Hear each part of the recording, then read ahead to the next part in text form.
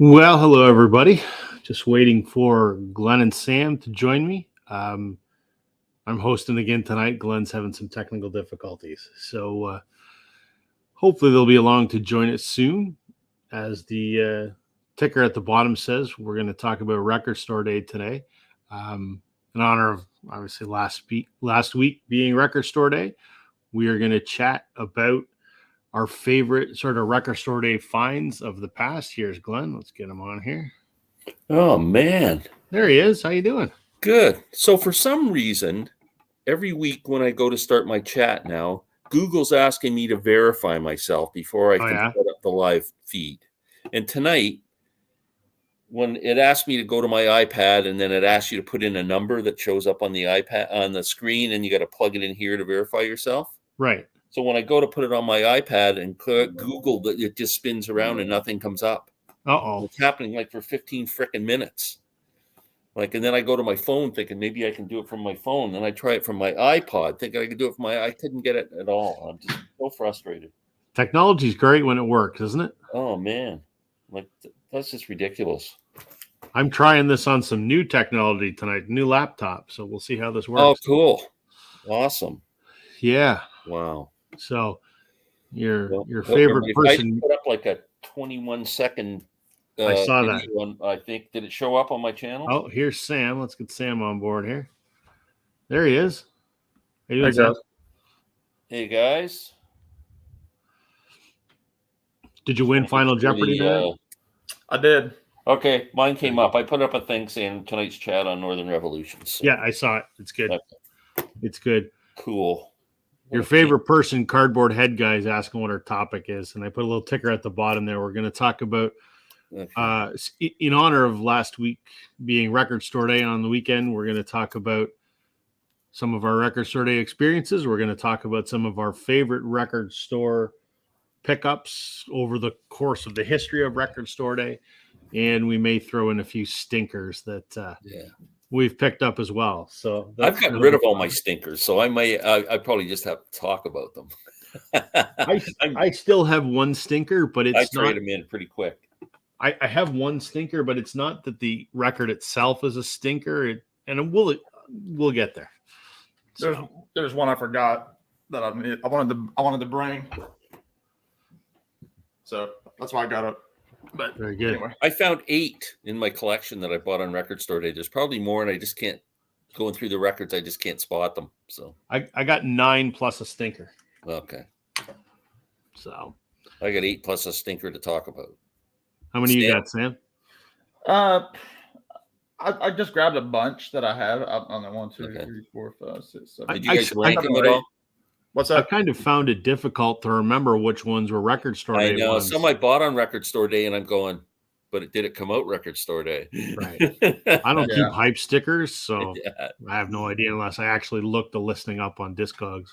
I've got a couple of records. I've got a couple of Who albums from the 80s that I haven't even listened to, and they're 2 years old. Wow. From Record Store Day. Yeah. Because I bought them between turntables, and I just never got to listen to it. I just never pulled them out. Yeah. I actually think that's a good place to start is, how many, like, Record Store Day, like, it's almost like you buy stuff that you would never normally buy. It's true. Well, maybe we should start here. Did you guys do Record Store Day this year? No. Sam?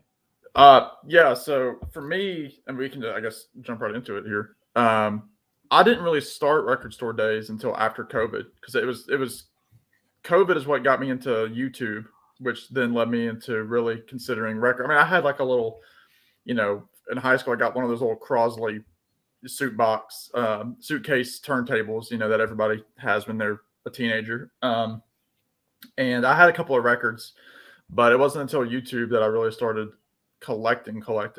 And I still don't consider myself a collector at all, because I don't buy 20 different variants of a record. I don't need that.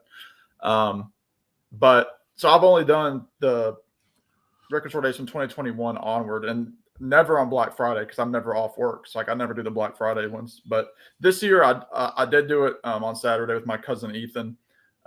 We went up to just a tiny little store. And for us, it was an incredibly long line. For a lot of people, it would be considered a short line. We probably stood in line for 45 minutes. And, I actually went into the store. Nothing I wanted was there. So I looked around a couple other things, but everything that I wanted, I bought online. So I'm still waiting for it to get in the mail from this year's. I think that's the best thing to have a plan before you go. So you have a certain amount of money and have a plan. Mm-hmm. So the And craziest, if you don't get what you're looking for, walk away. The craziest thing that I heard record store day stories. I got one more. I gotta go get it. Our concert buddy, he had to have that limited edition Macho Man Randy Savage record that came out. It was on my record store's wall the whole time. So I love Chance. He's such a great guy. He went and camped out the night before. So he was first in line. His record store opened at 10 in the morning and he was there at 10 at night and he camped overnight to get the Macho Man Randy Savage record. Wow. I could have gotten it for him at 10:30 in the morning. And I was like the 50th, 60th person in line.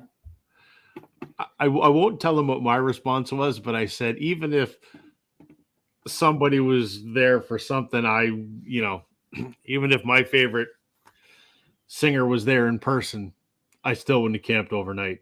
I put it in crasser terms than that, but needless to say, I said, there's nothing that would make me camp overnight in line at a record store, which is not just for a nuts. record. No. So Glenn, you took a hard pass too? I took a hard pass. There's a couple of things I do want, but I don't know how sought after they were. So I figure if I go to a record store, I could probably find them. Usually that's typically what happens. I'll go like a few days later and everybody's got their record store day bins still up and there's lots of stuff in there. It's not that's what I did last year and got everything. I didn't go to record store day per se. There was only two things I wanted. Obviously the Taylor Swift record. And there was the Stevie Nicks live Belladonna. Yeah. I think I'm probably not going to have too much trouble finding the Stevie Nicks one. And so the city that I live in, even though there's 150,000 people, we have one record store proper and it's tiny.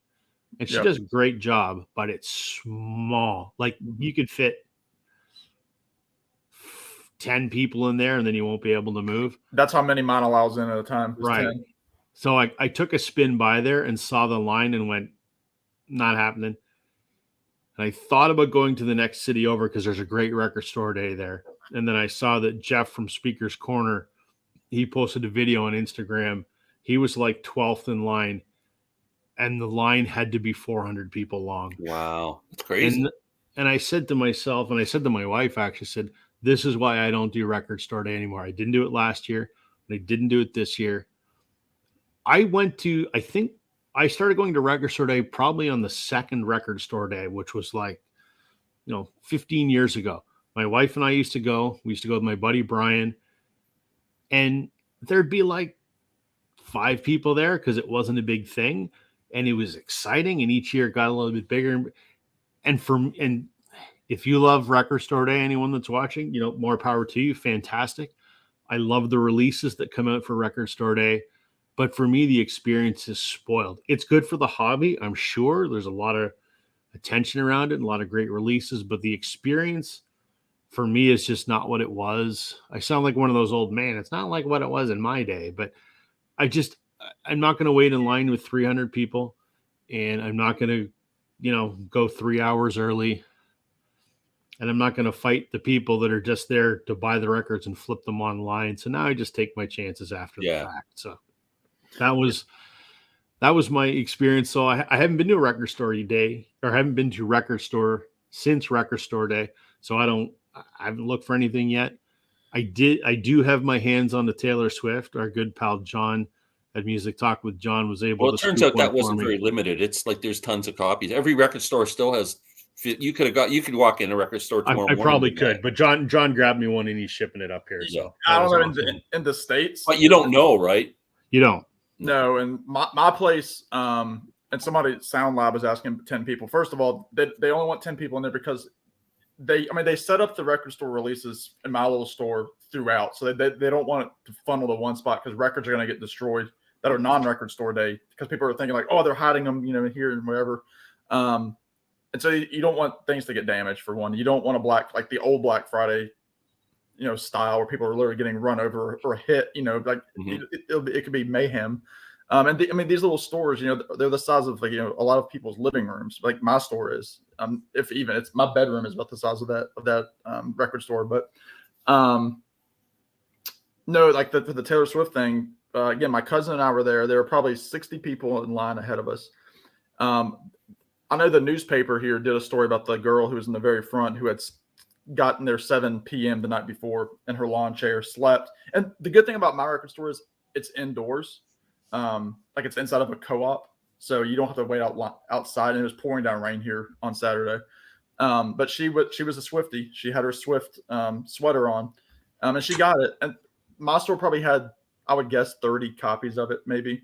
And so once the last guy came out, he must have been there with his daughter because he had a younger girl with him. He kind of yelled to the back of the line. He said, "If anybody's waiting for Taylor Swift, it's gone." And literally like 25 people behind us just left. Wow. And my store did not open early. It opened at 10 a.m. just like it always does. Again, 10 people in at a time. So if 2 people leave the store, they'll let 2 people in. And there was a guy at the door opening and closing. And I like talking to him. He's a cool guy. But that Taylor Swift thing, and again, I asked my buddy Tommy, Tommy's Musical Adventures. I talked to him on the phone, and I asked him the question, just hypothetically. I said, is Taylor Swift helping Record Store Day, or is she ruining it for the people that are wanting to get there for other releases? And we kind of agreed she's helping it because she's bringing these younger people in, 15, 16-year-old girls or guys, whoever, that are waiting in line that would never have waited 3 years ago. They don't care about, the next, they don't care about Red Rose Speedway coming out. But the people that are there for Red Rose Speedway or are there for, Miles Davis or whatever, they don't want Taylor Swift. But they're just mad because they're last in line. I would take Red Rose Speedway, and I'm a Swiftie. Well, I might be an anomaly. I thought we agreed that you weren't a Beatles fan, Rob. Jesus Christ! But no, it was gone, and because I told myself, I said I would buy one of those records because I have 2 sisters that would have loved it. And literally, I went online that night just to see. eBay all over $160 Taylor Swift, which is insane.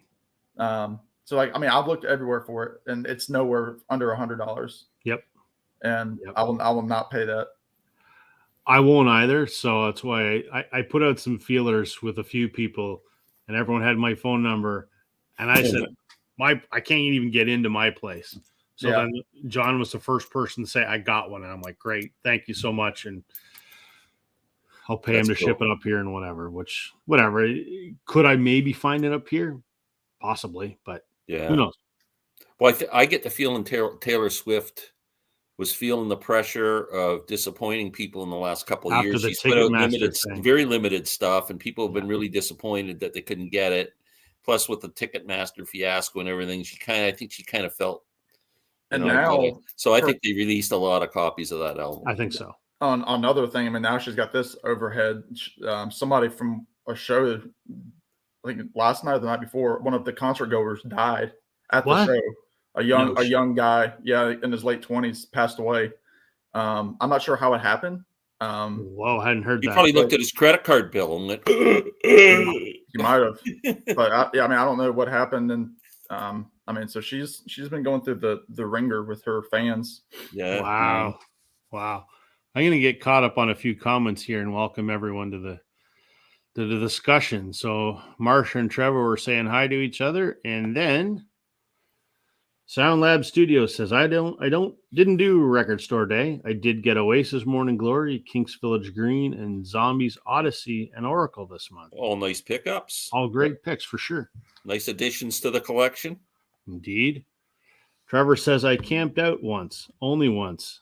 I've camped once in my life, and I will never do it again. I've done it for concerts years ago, but before Ticketmaster days, but not for Glenn and I are of the same opinion that We have indoors for a reason.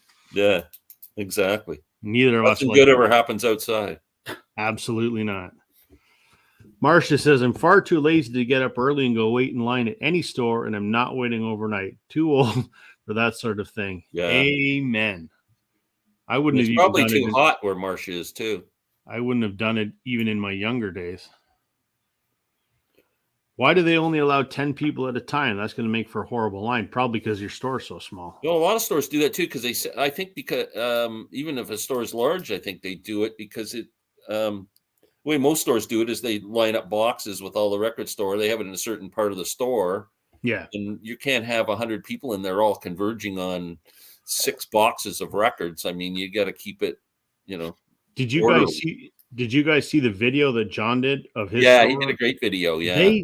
That store did it right. They had tents Fantastic. set up outside with used vinyl. They just made an event of it. Fantastic. Well, I know I would have gone to that. That would have been great. Mike at Hub Tunes, he lives in Chicago, and he was talking. He always does a great record store video, but they don't set it up for you to go shop. You go in with your list, and you hand it through. It's just like a drive-through. Like you said, this is what I want. They let you know if they have it. They give it to you in your tote bag.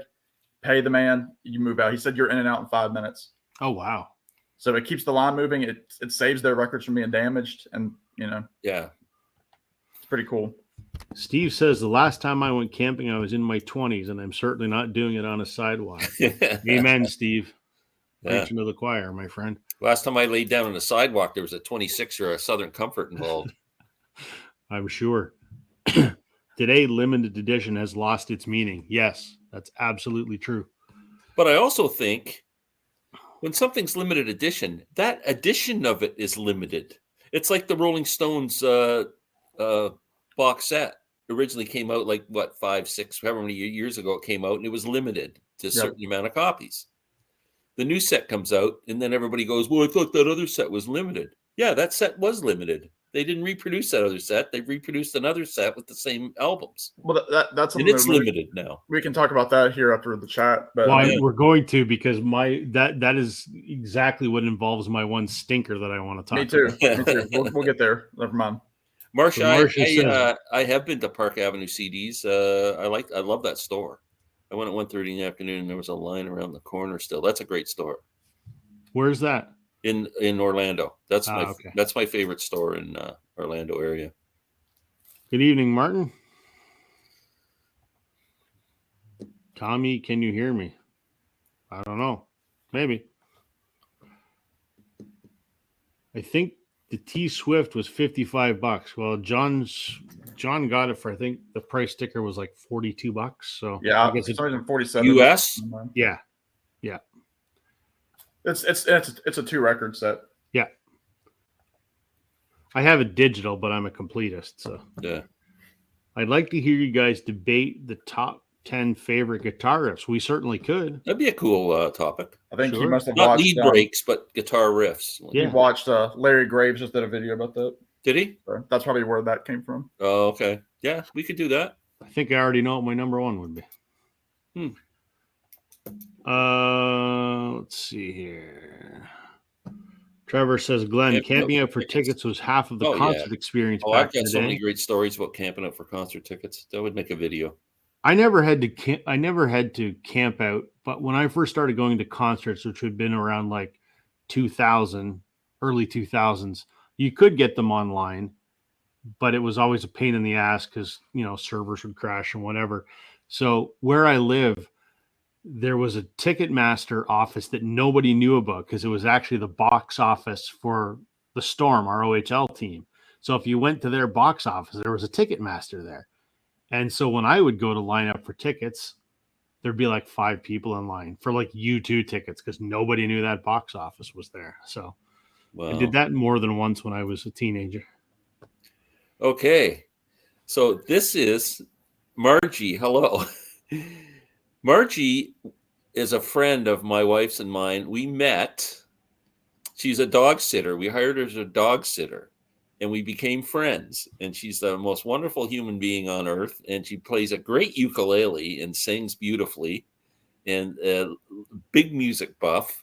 And we've been talking about, she was over the other day, actually, and she was asking me about the live chats and how it worked and everything. This was their first time watching us. So thanks, Margie. Thanks, Margie. Appreciate it. There's our pal, Jack. Hey, Jack. How's it going, buddy? Golden oldies himself. I love Jack.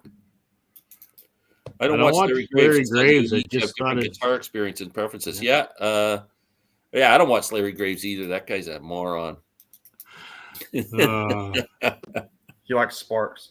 I camped overnight for Who tickets in Toronto for their final concert in '82. I camped out for Who tickets too in the '70s.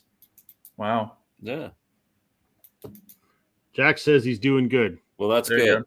You should be at your age. You should never be doing bad. Exactly. Yeah.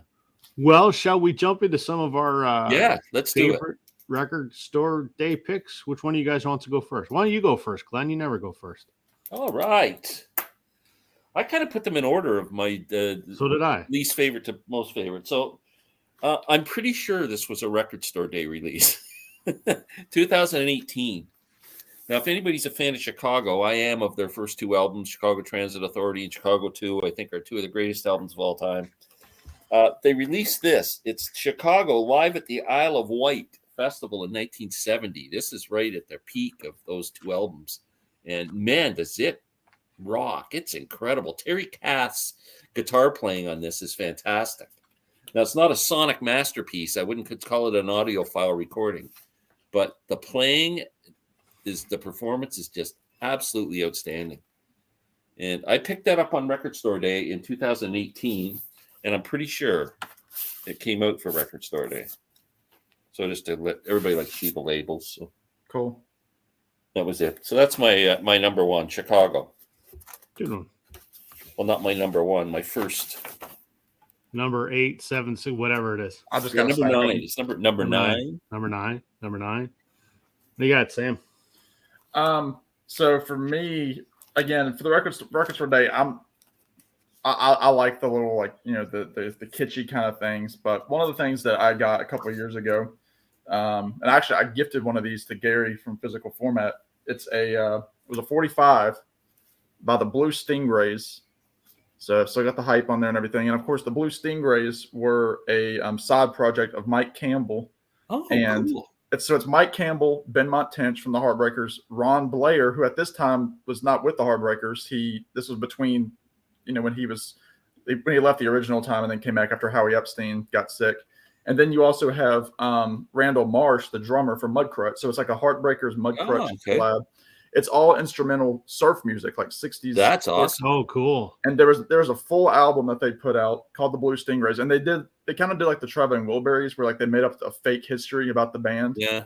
And like they talked about, like, you know, like other releases, but in reality, they just made the one. And it was in the late 90s. But this was a single that came out. These are two songs that didn't make the original album, called Grits and Eggs. And then the other one was called Dawn Patrol. So if you like, you know, like the Ventures and that sort of thing, check out the Blue Stingrays. That's pretty cool. It came with a little bit about those kind of releases is I like displaying them. Like just put them up in a little stand and they just look really cool. Kind of a cool, clear blue vinyl. Nice. Epitome. And it also came with, I've got it over where my CDs are. It came with a little blue guitar pick as well that said Blue Stingrays on it. But it's a great little 45, just, you know, little 2.5 minute track. Very cool. I like that. If I saw that, I would have bought that. Yeah, I mean, it was, you know, $15. And like I said, I wanted, because Gary really likes the album too, because the album was just released on vinyl for the first time ever a year before, because it was only released on CD. So see that in my travels, I might just and you can see on the top anonymous and instrumental surf sounds, because they didn't put any pictures up of who it was. Like nobody really knew who it was. That's very cool. So, that's cool. Love that. I jotted it down. I want to try and track that down. That sounds cool. And like the full album is just called Blue Stingray Surf and Burn. Is the actual full length album, and that's the album where they do the you all probably both heard it because you had the Fillmore set. That's where they originally did Goldfinger. They did their version of Goldfinger, so that's why they played that at the Fillmore around '97 when this album came out. Cool. So yeah, it's really cool. I'd never even heard of that before. That's me neither. Yeah, the album is you can still get it online. All right, so the last one on my list. Again, I probably have a ton more record store day, but I just went through and ones that I bought on Record Store because I was intrigued by them, and I still listen to them to this day, which I think is the test of whether it was a successful pickup or not. This was from Record Store Day last year. This was the Joan Jett Acoustics EP. Heard about that.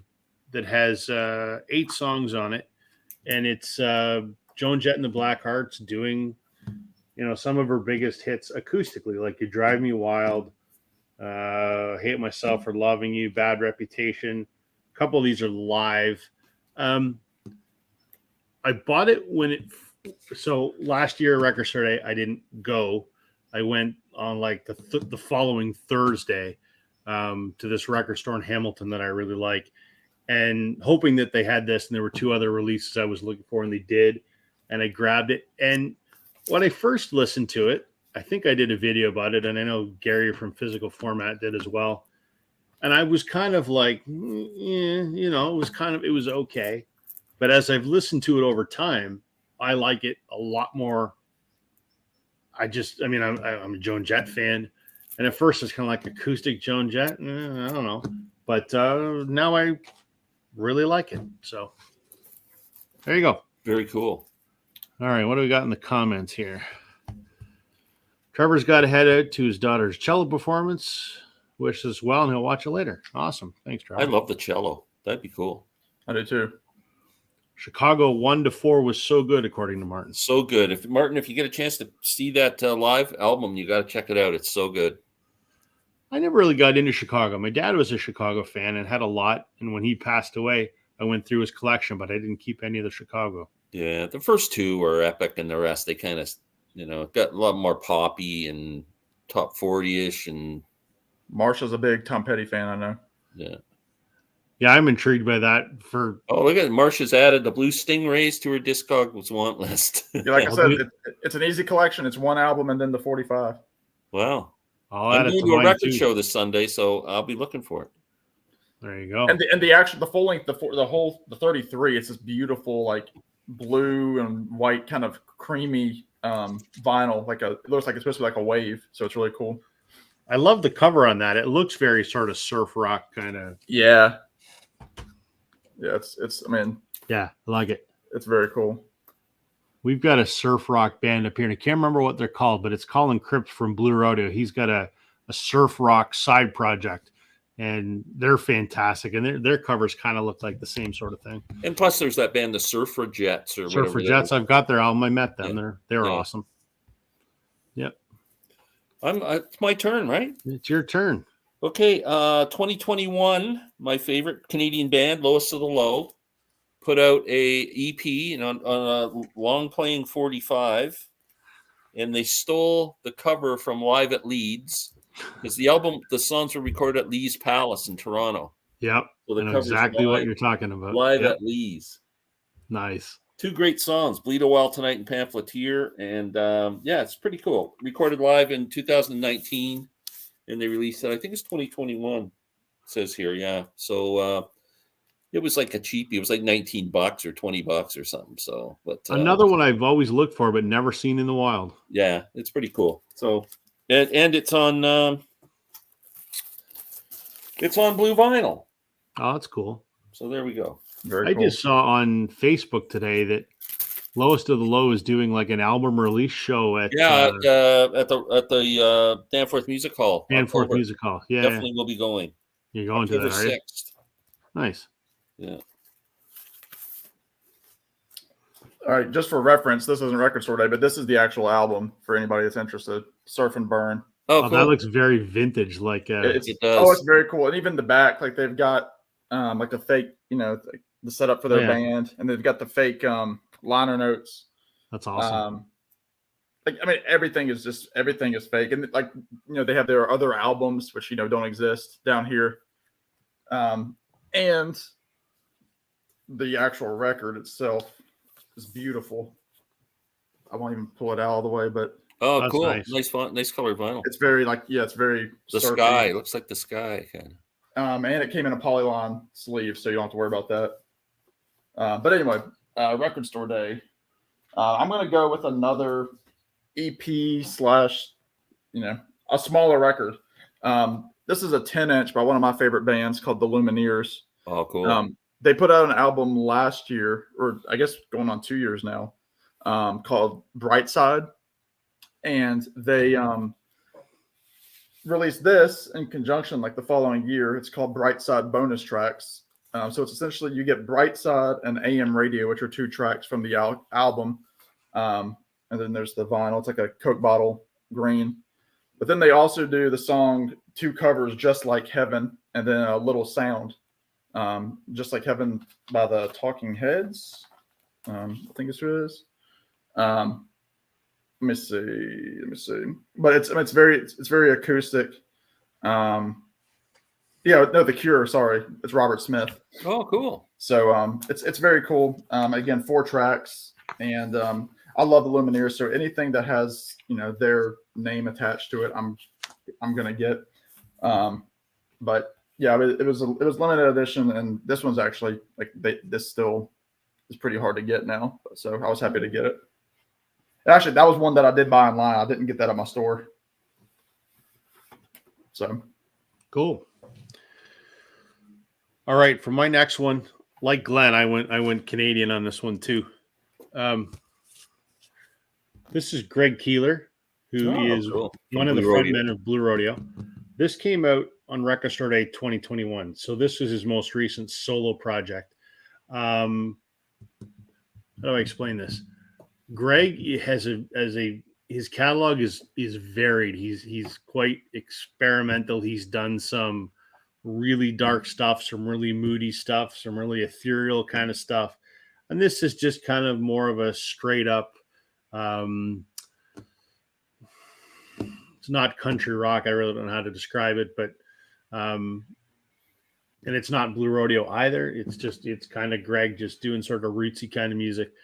But anyway, this is his album Share the Love, but this is what is called the Lost Cause Sessions, because Lost Cause Studios is where it was recorded, which is basically his house, and which is near Peterborough. And what happened is they recorded the album, and then, which is this, and before it was released, they went to shoot a promo video of them playing the entire album live, and they would chop it up individual songs and put it out on YouTube. And the live off the floor recording turned out so good that was actually released as the Share the Love album. And then for Record Store Day, they released the original studio sessions of the album. Wow. So it's kind of backwards, but yeah, he's got enough pull with Warner Canada that they could do that. So got a different cover than the album, and it certainly has a much different feel. I flip on which one I like better. I guess maybe depends on the mood that I'm in. They're both Greg's best solo work by far, but what an interesting release. I've never seen that one. I should check that out, because I was kind of disappointed in his first couple of solo albums. They just weren't for me. They were, like you said, they were dark and ethereal, and like you described them perfectly. Yeah, and I just had a hard time with them. One about his dad, I think. Yeah, so his first one was called Gone, and that was very dark because Greg's actually adopted, and he didn't find that out till later in life. And he went on a pilgrimage to Eastern Canada to discover his birth parents, but at the same time, he was battling some severe the ear thing? Some severe diabetes that was undiagnosed. Okay. So he was going through some health problems at the time. So that album is really dark. And then he did an album called 7 Songs for Jim. Jim was his birth father who passed away. And that's actually pretty good. And then he did an album called Aphrodite Rose, which was kind of Blue Rodeo-esque. Yeah. And then he did some more experimental, he kind of did like sort of an ethereal type EP. And this one is the most accessible, I think. Some of the other Greg's the edgy guy in Blue Rodeo, if there's such a thing. And and I like his stuff. That like I lean, it's like picking John or Paul's songs. It's kind of, I'm the same Blue Rodeo. I like Greg's songs better than he's the Tommy Shaw. And Greg is the absolute nicest man on the face of the earth. He's cool as hell. Jim can come off, while he's approachable, I think Jim's an arrogant dick sometimes. Yeah. I've met both of them many times, and Greg's just a wonderful man. So that's I love that release because it's an interesting story. Yeah, it's the reverse of what you would think would happen. So, Yep. Cool. Do you want to catch up on some comments? Comments here. There's a couple here I like. Marcia says she's a Tom Petty fan, but she likes surf music. You'll love Check it. out the Surfer Jets. You should check them out. They're phenomenal. That's an awesome cover. Yes, it is. We should ignore this comment from Rachel. Go 3-1. One more. I actually had to suffer through part of the game the other night because my wife wanted to watch it. All right. Listen, I'm like a Habs your fan. wife. I'm a Habs fan, but I'm not one of those Habs fans that's like the Leafs suck. Hey, if they make it, good for them. Yeah. Well, I'm one of those Leaf fans who say the Habs suck. So there you go. I just want the Leafs to beat Tampa Bay because I hate Tampa Bay for hockey and I hate them even more for baseball. Yeah, there we go. Everyone should have live at Leeds. No, everyone should have a live at Leeds. Well, they should have both, actually. I'm a big surf music fan. Sing along with Lost Straitjackets. Never even heard of it. Oh, that sounds like an interesting album. They back up Nick Lowe quite a bit now. They wear like the old Hispanic wrestling masks. Yeah. So and they play surf music. Yeah, they're Nick Lowe's current band now. That's awesome. Yep. Oh, look who's in the house. There he is. Your savior. My savior. Thanks again, John. Tampa Bay rules. Well, I'll tell you, man, 19-3, I think they are this year in baseball. Wow. That's insane. I know they're 20-3. 20-3 now. That's disgusting. And I would like to point out that 2 of those 3 losses were at the hands of exactly. Toronto Blue Jays. Yeah. So. All right, Glenn, what do you got next? Next on the list. Okay. Now, this is one I did get to Record Store Day early for when it came out in 2020. Sam will love this one. It's the John Prine box set of his first albums. Now, the albums came out individually, but the box set was a Record Store Day release. And I just had to have this set. I think it's very cool. And it's got John's first 4 albums. Of course, the classic debut, Diamonds in the Rough, Common Sense, and Sweet Revenge. And I treasure this box set. It's awesome. That's great. That was a big deal for me.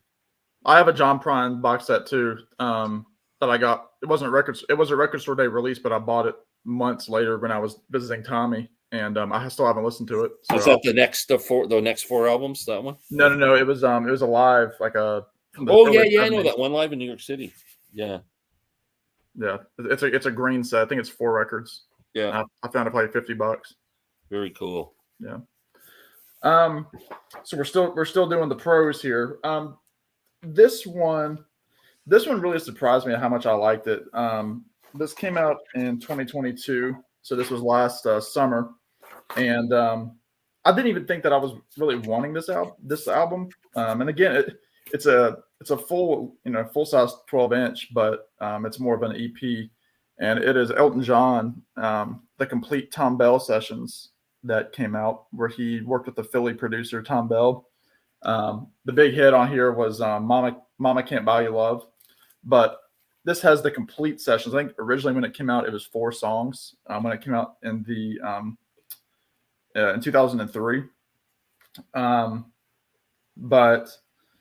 I mean, you've got Nice and Slow, Country Love Song, which is a great song. Shine On Through, and then Mama Can't Buy You Love, Are You Ready for Love, which is a great song. Three-Way Love Affair, and it's 180-gram vinyl. Again, polyline sleeve, and it was this beautiful lavender. It's not coming across at all, but it's lavender, believe me.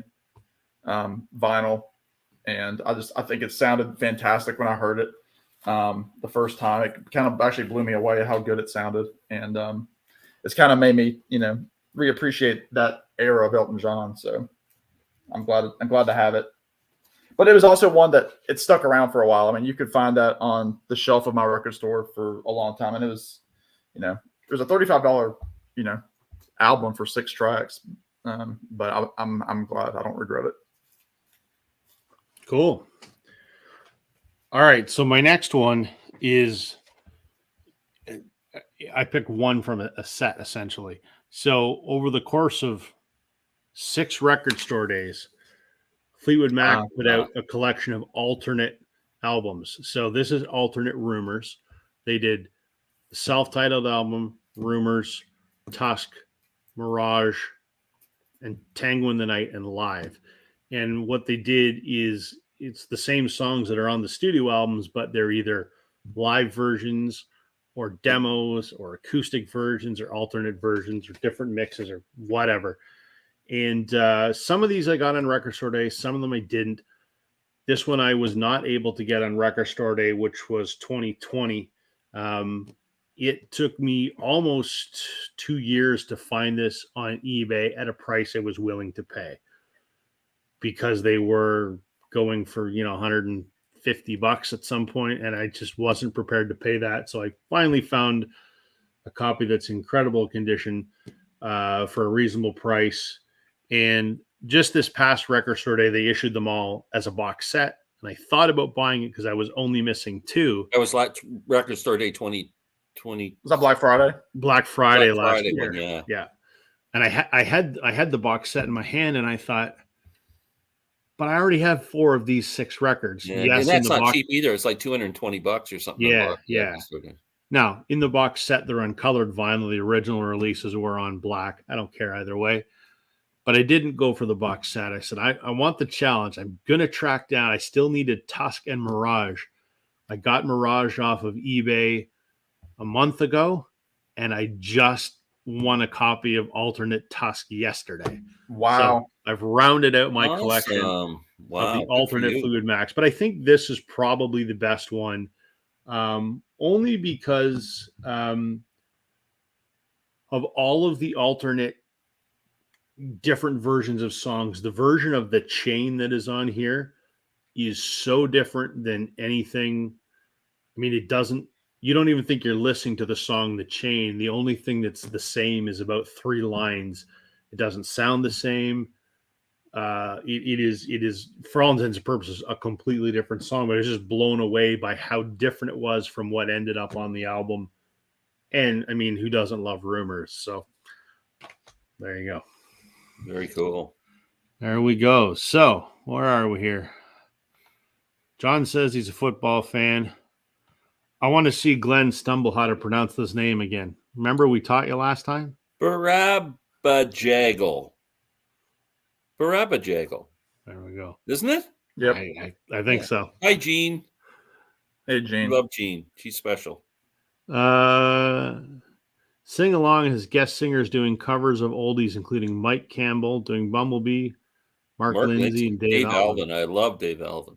Big fan. Love John That's Prine. My friend Margie. She's a John Prine fan. Awesome. Everybody loves John Prine. Yeah. John has the box set, the Prine box set. Yeah, I need to get that one day. Steve says your John Prine box is $159 on Amazon. Wow, that would be US Amazon too. So there's a couple $100. Yeah. I paid $80 for it, I think. Martin loves the Surfer Jets. Yeah, they're fantastic. Yeah. They've just had a lineup change. They have a new drummer now. Danny Nash left, and they have a new drummer. Stay away from the Art Blakey. I know, and John's a big Art Blakey fan. Wow, I can't believe I'm actually writing this. Yeah, sometimes, man, you just get stinkers. I'm telling you. You think what is it? Is it just, does it sound like crap or what?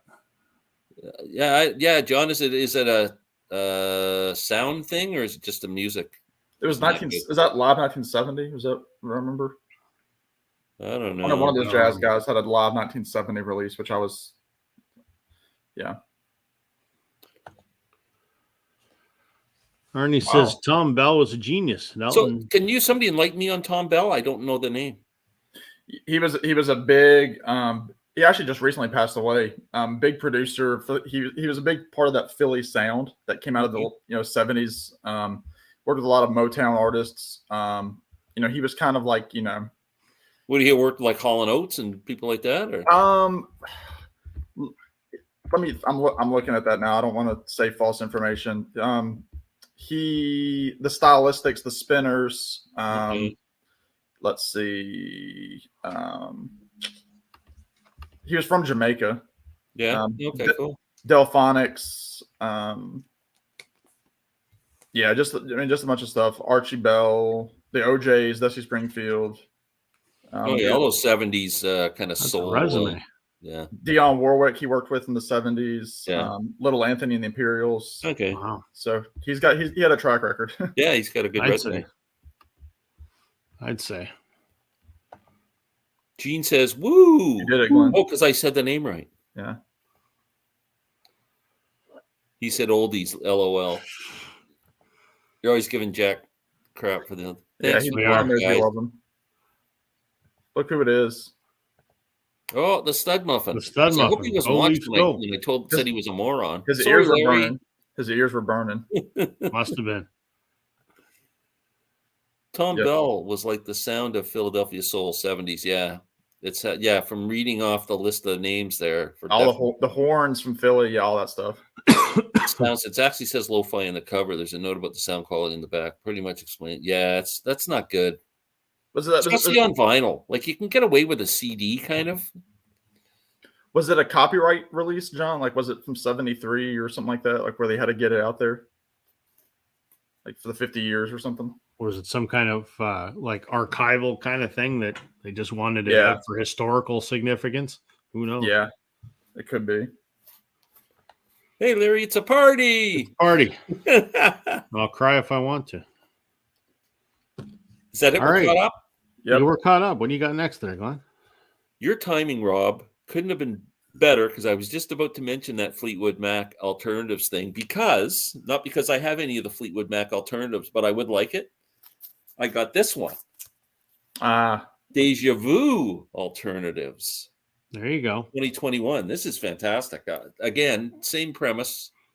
They took alternate takes or whatever from the songs, and the whole album is there in its entirety with the same running order and everything, but just different outtakes and alternate takes of the songs. And it's great. It sounds great. Great record. I think that's such a great concept. I love it. They gave you that same cover. It's kind of embossed, and that the original album was. And lots of pictures and stuff. And the album is on beautiful black vinyl. Ooh. Yeah. And don't see that much anymore. Atlantic label, classic Atlantic label. Really good album. I don't know how hard that is to find now, but it was pretty good. Cool. All right. This I just recently showed in my recent finds from last month. This was a record that was on my Grail list, and of course I didn't get it on Record Store Day. This came out in, I want to say, like 2016. Yeah, 2016. Again, it was a Grail for me. The Wild Feathers, Live at the Ryman. 2-record set. Record Store Day exclusive. It was a double LP recorded live during their sold-out show at the Ryman, June 25th, 2016. 2-record set. Includes the entire set with the exception of the encore, which I know was with a little help from my friends, so they probably weren't allowed to have the copyright on there from the Beatles. But it's on the really cool,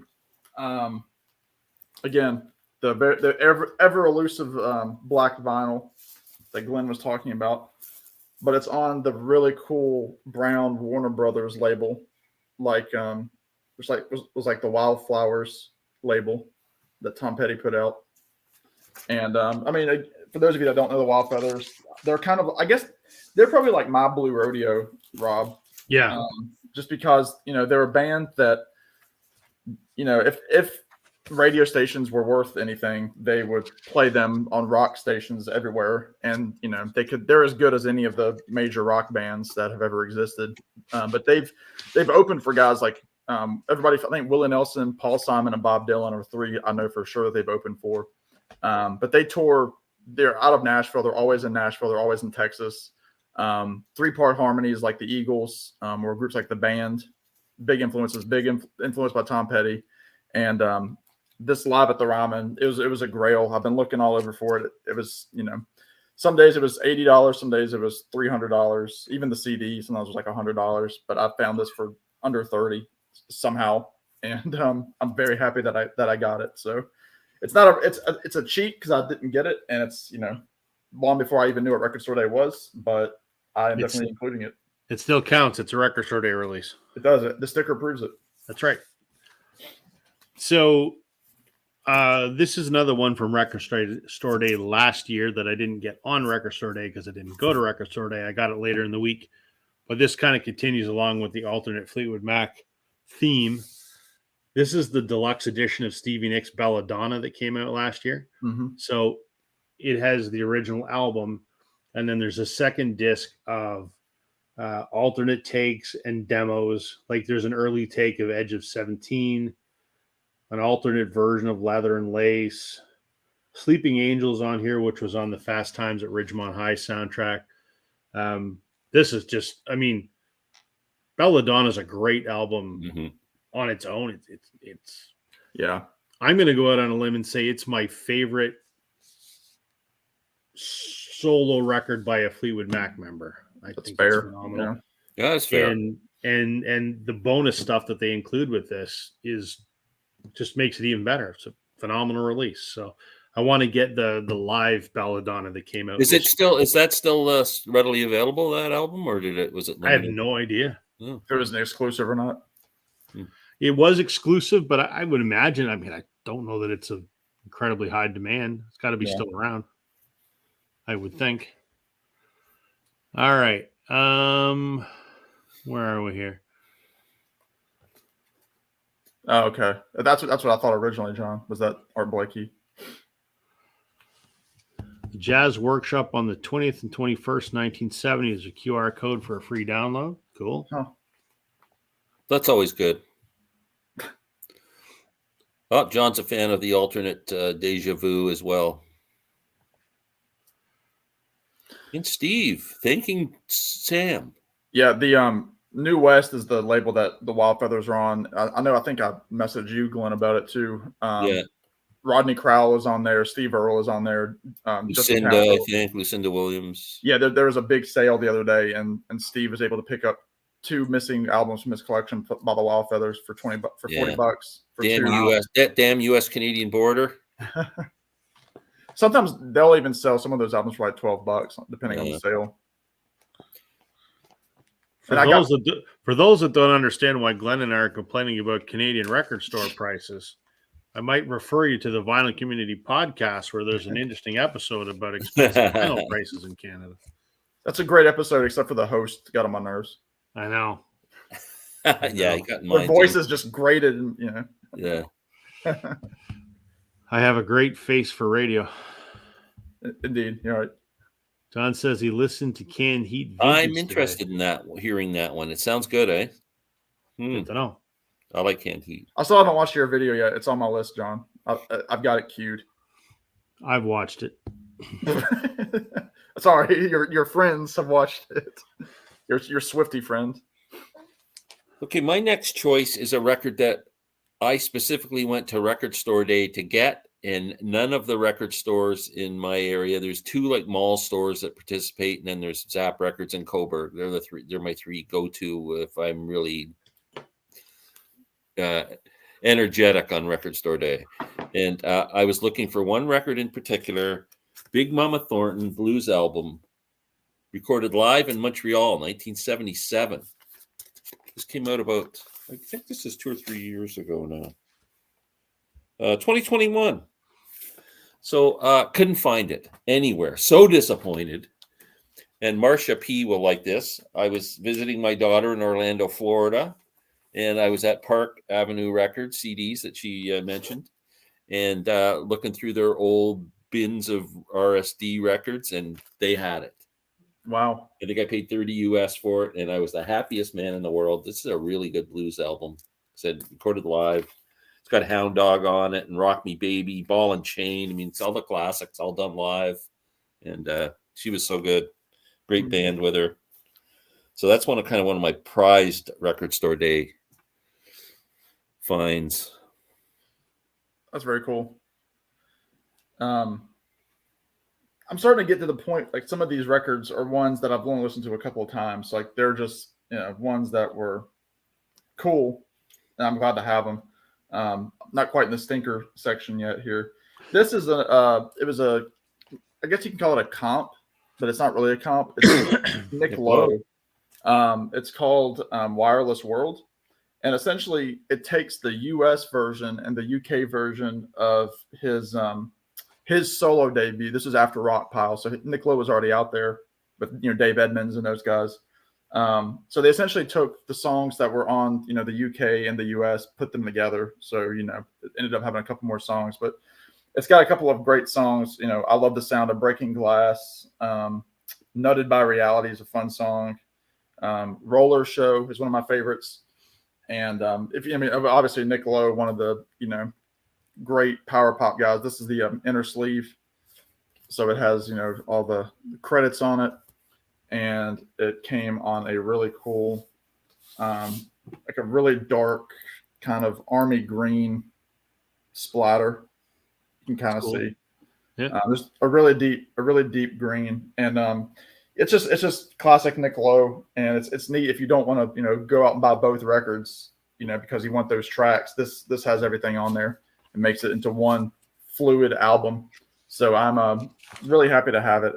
Wireless World. I know our buddy Randall Nelson bought this because he showed it last year, and this is another one that I had to buy it online because my store didn't have it. My store does not order what I want ever. So. All right, my next one, I think is probably one of the earliest ones that I'm going to show tonight. I'm a big Oasis fan, and on Record Store Day in 2014, they put out the 12-inch single for Supersonic, which was off of Definitely Maybe, their first album. Oasis did a lot of singles back in the day, and they did a lot of 12-inch singles. This is obviously a repress or a replica of the original from 1994. Same jacket, same. There's no inner sleeve other than just the plain white one, but it looks exactly like the original one. The original one, can't afford it. Any Oasis 90s pressings are stupidly expensive. I have one. I have Be Here Now. But so obviously I grabbed this because it's Oasis. It's on vinyl. I love the song Supersonic. And the funny thing, again, not that I care what records are worth. I don't buy them because they're worth anything. This replica alone now sells for like over $100 on eBay and Discogs. It's just insane. I'm like, this isn't even the original, but I just love it because I love the idea of British bands and their singles because it wasn't really something that we did as much here in North America. So I kind of love that, and probably one of my favorite Oasis songs. So cool. Glad to have it. All right, comments. Where are we here? That Wireless World album, I obviously love it, and I'm used to the two separate albums. Yep. I did buy it. You bought it. Yep. Yes, Glenn, that Big Mom is great. Yeah, it is a good album. Good blues album. They did a Hound Dog remix. I can't imagine what that would sound like. Well, she did. She had the original version of Hound Dog, right? Of course. Yeah. I just can't imagine what the remix would sound like. Yeah. I haven't played it for a while. I'd have to check it out myself. Yeah, I've got all these out. I'm probably going to keep these out and spin them because I haven't listened to some of them in a while. Okay, my next one is so one of my favorite acoustic albums of all time came out in the 80s. It was Jerry Garcia acoustic band. It was called Almost Acoustic, and it was just on CD, and they released it in 2018 on vinyl as a double album. It's kind of Jerry doing some. There's a good picture of the band. They're doing a lot of traditional country stuff. Swing Low, Sweet Chariot, a Jimmy Rogers song, Blue Yodel No. 9, John Hurt, Spike Driver Blues. I've Been All Around This World that the Grateful Dead did a lot, and songs like that. They also do a great job of on Ripple on here. My favorite song, and just a really good album. But it was never on vinyl, and they released it a couple of years ago as a double album on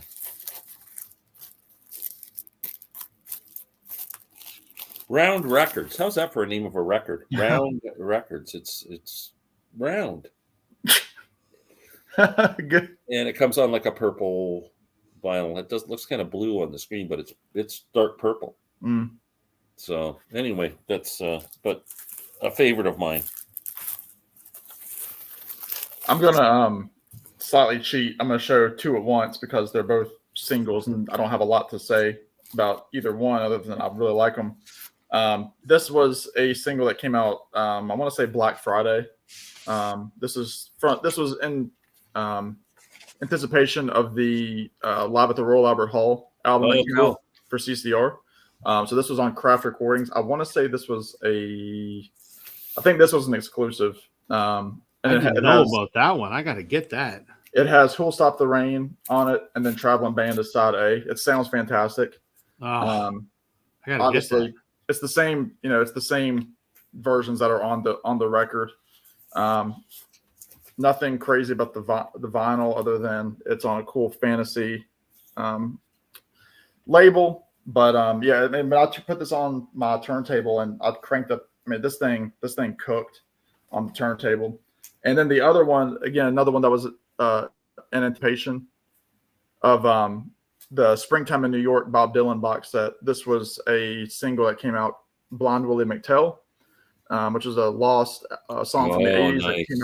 It came out on the original bootleg series, 1 through 3. So you have the an unreleased version. You have Take 1 on side A, and then side B you have Take 5, which was on the Springtime in New York, and of course you have Blind Willie McTell on the front. What year did that come out? This was 21. Wow, that's nice. This is one that you can still find. Can you? And that's right. This was also pressed. I forgot about this. This is a Third Man Records. Oh, cool. Nice. So Jack White pressed this. Very cool. So there's a couple of singles that I have. Those are my last two singles that I've. That's nice. I like that one. Yeah, you would. It's very cool, Glenn. Yeah. And actually, I think there's a. Oh, never mind. I feel like there was something else in here, but there wasn't. Like a guitar pick or something. But yeah, this one you can still find every now and then. Huh. Still loose out there. Cool. My next one is from 2020, and I showed this record a couple of weeks ago for one of our discussions about something, but it's one of my favorite record store day releases because we're getting close to the top of my list. From my fantasy wife. Yeah. The Bangles Doll Revolution was their reunion album, which was recorded in 2003 after the band had been apart for 14 years. It is the last one with Michael Steele. They did record an album after this with just Vicky, Debbie, and Susanna. This fantastic record. They have since, there's been more pressings of this since Record Store Day on different colors and whatever, but this is the pink vinyl. It's hand numbered. There was 1,500 of these pressed, and that was it for Record Store Day. And it's on this pretty cool looking. Oh, cool! It's a two-tone pink splatter vinyl. That's really cool. So, maybe my second favorite Bengals record, to be quite honest. Yeah. So, like I said, there's like a clear vinyl pressing from last year, but this was the first time that this was ever available on vinyl. So, all right, where are we here? The Nick Lowe album, Jesus of Cool, got its release in 78, has the same cover that Sam showed us. Yep. Gene says, hi, Roy. Actually, Wireless World, Pure Pop, and Jesus of Cool is slightly different photos on the covers from the same sessions. And for reference, this is so it's like several different. It's Nick in different outfits. Gotcha. Yep. Look at that. I keep seeing the Who Face Dances album. It's very similar. Yeah. That's what I thought too. Very similar. Royce's Party of One is a Nick Lowe favorite album of his. Yep. Gene says, I found an awesome live version of Jumbo Arc by Nick from a TV appearance with Nile Rodgers It's just vocals and bass. It's That's become cool. a Nick Lowe chat. There you go. Nick Lowe and Lost Stray Jackets is currently touring together with Elvis. Yeah, they're Costello. opening for Elvis. Oh, that's pretty cool. I didn't know Nick Lowe and Elvis were touring. Yeah, because I mean, obviously they had a lot of production together, and he actually comes out. Absolutely, He does Peace, Love, and Understanding with Elvis during the finale. Wow, like they trade licks on it. That's awesome. Yeah. Wow. Ian, Elvis, and Nick. I have most of their singles and albums released in the late 70s. Cool. Yeah, they were all hanging out together. Oh, I really need some more Elvis. I don't have hardly anything. They're coming to. You got to get the first 3 at least. Yeah, I know. I don't have any of them. Yeah, they're all fantastic. Wow, very cool. All right, you got any more there, Glenn? I've got 3 more. I got 2 more goodies and a stinker. I've got 3 and 2. 2 of them. These are 3 really, like, these are my absolute favorite. Musically, these are my favorite ones coming up. Mine are I've just got 3. Like, they're nothing special. Great 10 years after, a great British blues band. I'm Going Home by Helicopter. And Alvin Lee passed away. His wife found some tapes in the basement of an album that they were working on. No one knew about the tapes. And she brought them out and played them for whoever. And they went, oh, my God, this is incredible. This is like my favorite 10 Years After album. It's called the Cap Ferret Sessions. Was never released. And the playing on it is just virtuosic. It's just an incredible blues record. And it came on a green, almost see-through vinyl, kind of a turquoise. But just a fantastic record, man. They just jam away on the guitar playing on this. It's just incredible. But I think it's pretty hard to find now, but amazing album. I think they might have released it in a box set of recently in the last year. I think there was a 10 Years After box set came out, and they might have released it on CD on that. Interesting. And you said you listen to that more than some of their other albums? Yeah. Wow. Yeah. All right. This seems to be like the EP episode for me, because this is another one that I have. I know Randall Nelson just showed this for his Kinks video. This is the it's 33. Actually, no, it's a 45 RPM, but it's a 12-inch. That was last year, wasn't it? Yeah, 2022. Yeah, from the spring. It was the spring one, yeah. Release. This is Waterloo Sunset. So it's got 6 tracks. Obviously, Waterloo Sunset, Act Nice and Gentle, Mr. Pleasant, and then side B, you have Holiday and Waikiki, Little Miss Queen of Darkness, and This Is Where I Belong. And then it's got all these great, like other releases, very retro. And the vinyl is very cool. Again, 180 grams, so it's super. Actually, it feels like it's more than 180 grams. It's very thick, but it's just a beautiful yellow vinyl with this kind of dark pink label. That is a nice color. I like that yellow. Like I said, it's 45 RPM. It sounds really good. And I love the song Waterloo Sunset. So yeah, it's actually one of the first Kinks releases that I ever bought of any kind. So very cool. My favorite Kinks song, Waterloo Sunset. Yeah, it's so good. All right. Hey, Sam, what's a band I talk about in every video? This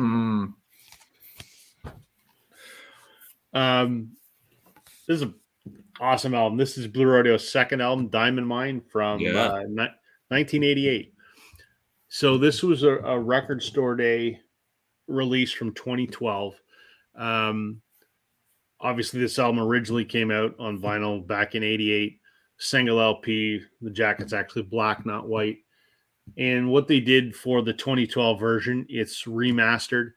It's on 2 LPs. One is transparent red, the other is transparent blue. Same track listing and everything. They made the artwork look the same as the CD. Why I rank this so high, obviously, it's my favorite band. It's one of my favorite albums by them. And yeah, me too. They have an interesting history when it comes to re-releasing their stuff on vinyl. The early stuff has been released on vinyl. reissued, and obviously the current stuff has been released to modern day standards, and there's a huge chunk in the middle that has not been reissued and likely won't be for contractual reasons with Warner. But this is the only remaster of this album, and it sounds so much better, obviously, than the original 1988 pressing. So, because it's one of my favorite albums of all time, it's one of my favorite Record Store Day releases. And you can still find this, even though it's a Record Store Day release from 12 years ago or whatever. It's still around. Bobby Weissman, the keyboard player at the time, is the star of that album, as far as I'm concerned. Absolutely. Oh, absolutely. Absolutely. All right, comments. Sam, check out Punch Elvis the Costello, Clock. Punch the Clock. Yeah, I don't know. John says, I still have to spin Billy and Elton from Record Store Day. I almost got the Don't Shoot Me, but I don't know. It's not an album I go too much. Gary's here. Hey, Gary. Yeah, that's another thing. The Kinks is in mono. That it sounds EP. fantastic, in my opinion. It pops. Awesome. Yeah. It swings, Daddy-O. It swings. All right, Glenn. Okay, so I'm a fan of Miles Davis Bitches Brew. I had a guy over here the other day, and he said he couldn't get into it, but I like it. And Record Store Day 2020, maybe 2021, they came up with this. I want that really badly. Double Image. Cool. You can see my hype sticker. I don't know if you can. Probably can't. I can't. Oh, yeah, all you get is my hand. I hate putting these hypes. Everything's backwards. There you go. Collection of Bitches Brew rarities on double LP red vinyl. Cool. I love this. The artwork on this cover is so good. There's the back cover, and the inserts are the faces. And on red vinyl. I gotta tell you guys, I like Bitches Brew. I think it's a great record. I listen to this more often than I listen to Bitches Brew. Really? It's so good. If you can get your hands on it and you're a Bitches Brew fan, you'll love this. I've got to get it. Yeah. My dad used to play Bitches Brew all the time when I was a kid. Yeah. So that's my second favorite Record Store Day purchase of all time. Yes, I think I started with my favorite, so I'm sorry I didn't jump on that. But anyway, this is a cool one that I got. Again, it was pretty readily available after the fact. It is a live Willie Nelson at the Texas Opry House 1974. There's a unbearded Willie Nelson. Yeah, look at Willie, wow. An unponytailed Willie Nelson. Which is cool because if you look in the back, there's Willie there. And Trigger, his guitar has a very small hole in it, not a huge song. But what's crazy is his harmonica player, Mickey Raphael, looks exactly the same as he did in 1974. But it's a 2-record set. But it's cool because it essentially takes from 2 different shows. So you have Whiskey River, Me and Paul. He does a medley of his old hits. He does Stay All Night, Stay a Little Longer, Walkin', The Party's Over. Just, all the Willie Nelson songs. He has Johnny Gimbel is playing fiddle on this, who is a great fiddle player. His sister Bobby on the piano, who just passed away a couple of years ago. It's got a new liner note at the top by Mickey Raphael from 2021. And it's black vinyl, so I won't pull the vinyl out, but it is on the really cool Atlantic label.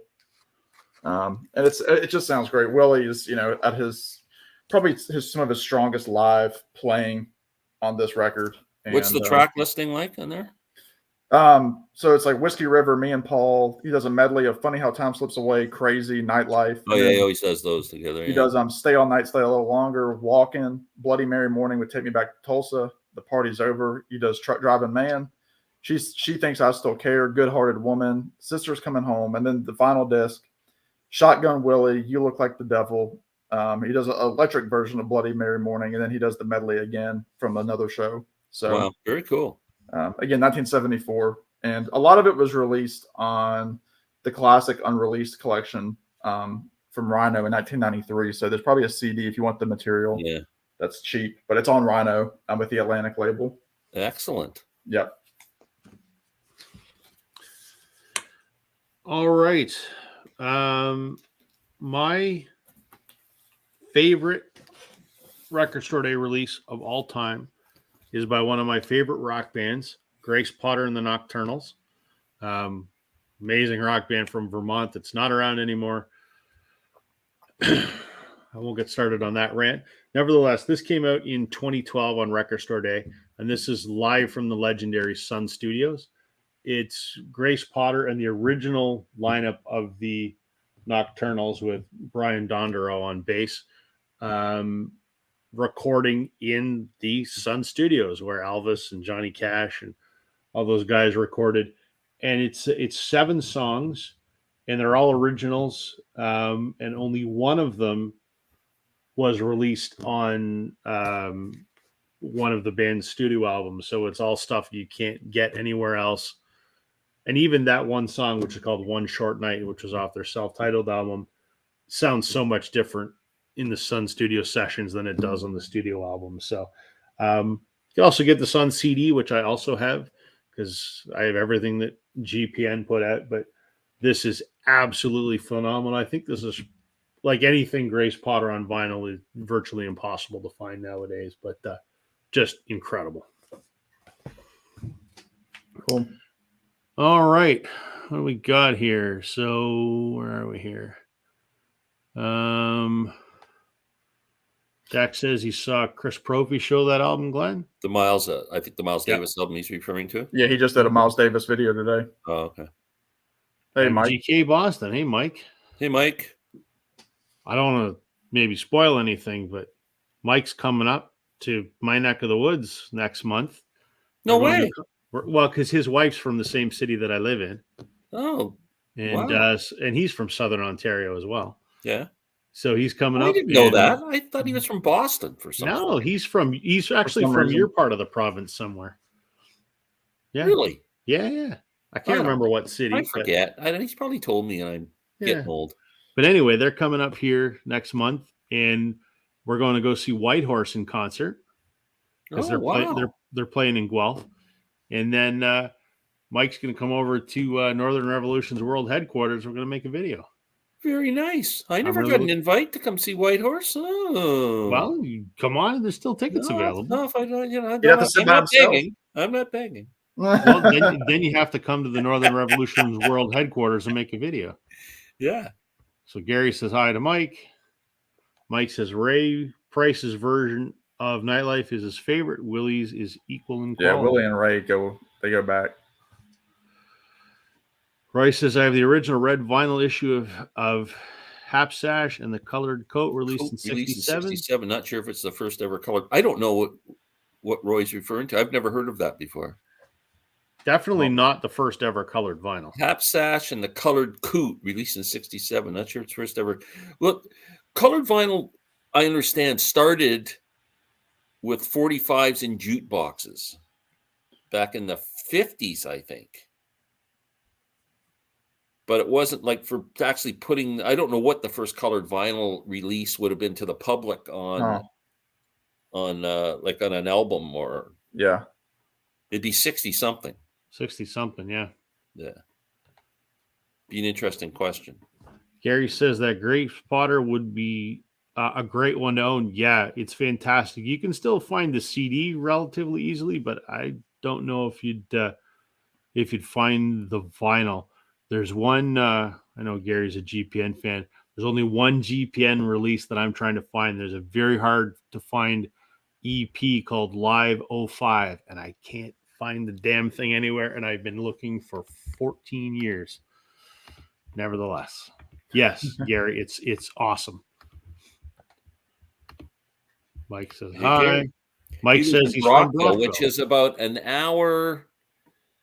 So I'm about 45 minutes from Kingston, and he's been another, probably a half hour east of that at least, I would think. Yeah. So he's probably an hour and a half away from me. But don't Mike, go back to Brockville. If you ever coming out this way, or I'm going to Kingston actually one day in the near future. If you wanted to meet up or something, I got to go to Kingston. I'm just waiting for a call. And I'm still coming to your neck of the woods in the next couple of weeks, Glenn. Well, let me know. You're going to Coburg or you're going to Sterling? Both. At the same day? Probably, yeah. Okay. Yeah. Or I You're might not leaving space them yourself apart. much time for record shopping. Well, then I maybe have to space them out. We'll see. But it's definitely happening. It just works absolutely I'm insane looking forward right to now. it. But we are doing it for sure. Cool. Jeff didn't participate in RSD this year, but he did obtain the Nuggets Very box cool. set That of Nuggets Discogs. box looks really good. It does. It looks really good. I was kind of drooling over that one too. Jack says, I got the new album that I'm in love with, Black Sabbath, Paranoid. Never thought it would be into that. Oh, it's a fantastic. Oh, Black Sabbath, Paranoid's a great album. That's almost one of those ones that everyone probably should own. Generals gathered in their masses. I've seen Ozzy in concert once. That's my only Ozzy Osbourne impression. I closed my eyes and I was seeing bats.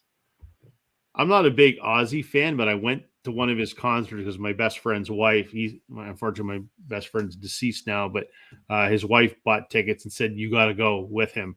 So I went, and I really didn't care about the Ozzy concert, but I wanted to hear Ozzy do some of those Sabbath hits, and it did not disappoint. Wow, awesome. Work transfer 20 years ago to the States. Oh, okay. I've listened to it like 4 times in the last 2 days. Yeah, it's a good album. It's my favorite Sabbath album. Yeah, can't go wrong with it. Obsessed. Uh-oh. All right. You got what? One more My there, number Glenn? one. So I got to ask a question. Does anybody know when Record Store Day started? What year? I'll look it up while you. Okay, because my first Record Store Day is 2014 or 15. So it's almost 10 years. And I didn't know anything about Record Store Day, but I started I made friends with this guy who managed record stores in Toronto. He managed a couple of Sunrise Records locations. Mm-hmm. And his name's Bob Lawson, who's actually an author. He's got 3 books published. His most recent book is on the Guess Who. He does the whole discography of the Guess Who and everything, which is available on Amazon. He's a great guy. He's written books on Nazareth. He's written books on Cheap Trick. And he's written books on the Guess Who. And he's a cool guy. Anyway, he turned me on to Record Store Day. I didn't know anything what it was all about. And I went that day. And the one that was coming out that day is from one of my favorite guitar players, Jorma Kaukonen from Jefferson Airplane. And I wasn't even aware of this album till Bob told me about it. It's called Quay. It's a all acoustic kind of traditional type stuff. It's got a great cover, one of my favorite album covers of all time. But there's oh man, Jesus, there's Jorma there. There you go. Get him in. Yeah. And then the other guy playing on it, there's Jorma there. Where is it? That's him. And then this other guy named Tom Hobson. And they do it's all acoustic. Sam, you would love this freaking album. You should check it out on Spotify. QUAH. 2007 was your first Record Store Day. Okay, so 2014, that was my first one. So that's kind of why it was near and dear to my heart. Plus, I freaking love this album. And it came on. Oh, that's cool. My favorite piece of colored vinyl. That's cool. Pretty cool. Nice. On Grunt Records. And it's an amazing album. If you like acoustic music, this is one of the best albums. Fantastic. And that's my number one, just because it was my first. That's cool. And it's an album I really love a lot. Hold on a second. And not finished yet. Oh, boy. This was limited to 500. Wow. And I got number 94. Wow. Which is pretty cool. What is that worth in Discogs? I don't know. And there's a hype sticker there. Let's see. Hand numbered. I don't know who's hand numbered it, but let's see. Yeah, it's not really for sale anywhere. I mean, there's CDs out there for $8. Yeah, but, cool. That's cool.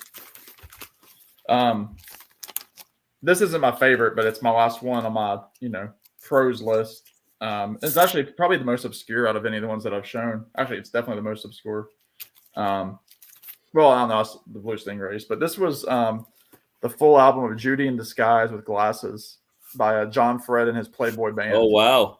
Which is just really Judy in Disguise with glasses. Yeah, it's I mean, even the it says Bubblegum Pop 60s Nugget.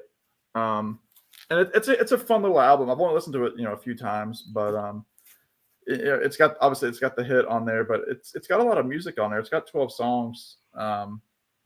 If you like, Tommy James and the Shondells, or love Tommy James, that kind of stuff. That's what it is. And again, solid vinyl. It's a deep purple with a cool Liberation Hall label.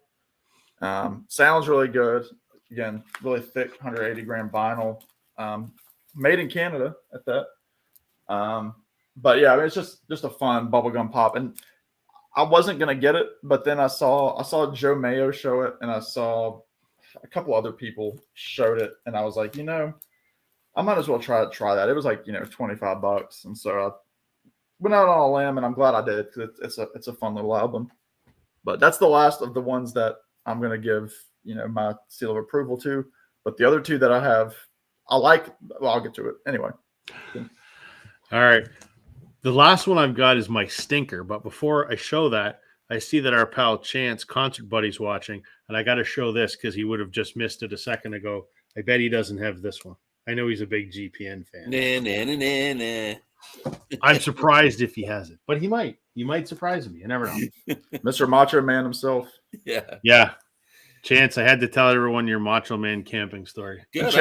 That's pretty cool. At my record store, Chance, there was one sitting there for probably hours. I would pick that up for my daughter and son-in-law if I could find it. I want to know, did he have to pee in the bushes in the middle of the night? Well, inquiring minds want to know. Yeah, it could have been the other thing, which is even worse. Right. Maybe he brought a shovel. Anyway, so here's my stinker, and not a stinker because it's a bad record. It's not. So for Record Store Day I want to say this was around 2012, I think. The band's The Last Waltz was remastered and reissued for the first time. And it's not any different than the original release. The packaging's the same. There's no extra anything. It's just that it was remastered and pressed on 180 gram vinyl, and it was a limited edition numbered. There was only 5,000 copies of it made. That's cool. And I couldn't find it anywhere at any record store on the day or the week following. And I'm such a huge fan of the band. I didn't know if they were ever going to repress this remastered version again. So I tracked one down on eBay, the only one I could find at the time. And it even has a split at the top, which pissed me off. But I'm like, there's only 5,000 of them. So I bought it off eBay, paid a fair price. And the guy actually, because I bitched that it had a seam split at the top, he gave me a little bit back. And I was happy because, I have an original pressing of this. Now I have the new numbered remastered one. It sounds incredible. And now this has been repressed a dozen times since then. And I just go, you sons of bitches. I don't care that it's limited edition. Like I didn't buy it for that reason. I just wanted the remastered 180 gram version of this. And I wouldn't have spent the money for the Record Store Day one if I knew they were going to repress it half a dozen times in the ensuing future. So that's my stinker, not because it's great. It sounds phenomenal. It's a great album. Just kind of pissed me off that, they took something that was limited and then it's not limited anymore. So, all right. I think we're about here. Massey did a great review of the Nuggets album. Lenny K has a new book out that's worth reading. Cool. That's good to know. Chance, I'd like to read Record that. Store Day was 08, but it's 07. Thanks, Chance. Glenn, did you ever go to the Incredible Records on Yonge Street in Absolutely. Toronto? Yeah. How about the Record Peddler? I found the Incredible Record Store was a bit overwhelming. It was just a bunch of records all. Is that from what I Yonge remember? Street? That's where all the beer taverns are, according to Ian Tyson. Yeah, all the beer taverns all along Yonge Street. Yeah, that's our main strip, right, in Toronto. Yonge Street's the longest street in the world. It runs from the lake, like the south end of Toronto, right through the main drag of Toronto, all the way up north for hundreds of miles. Hundreds of kilometers. Does it really? Sure. Yeah, it's the longest street in the world.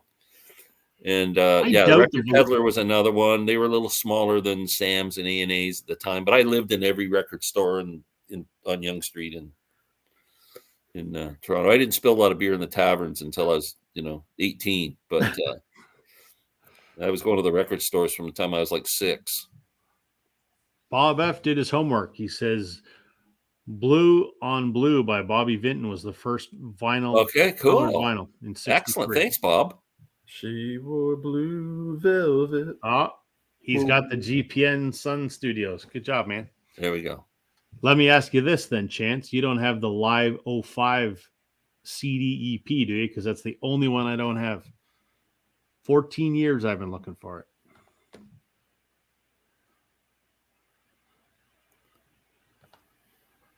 I have a 1954 Dave Brubeck red vinyl. That's interesting. And it came out in 54? Wow. Okay, but it's definitely the first ever colored psychedelic album. It's the Heavy Metal Kids and Friends. Kids and Friends. The album sounds is very weird. Huh. Let's do it on YouTube. Great program, Margie. guys. We have a new fan. See that? Hey.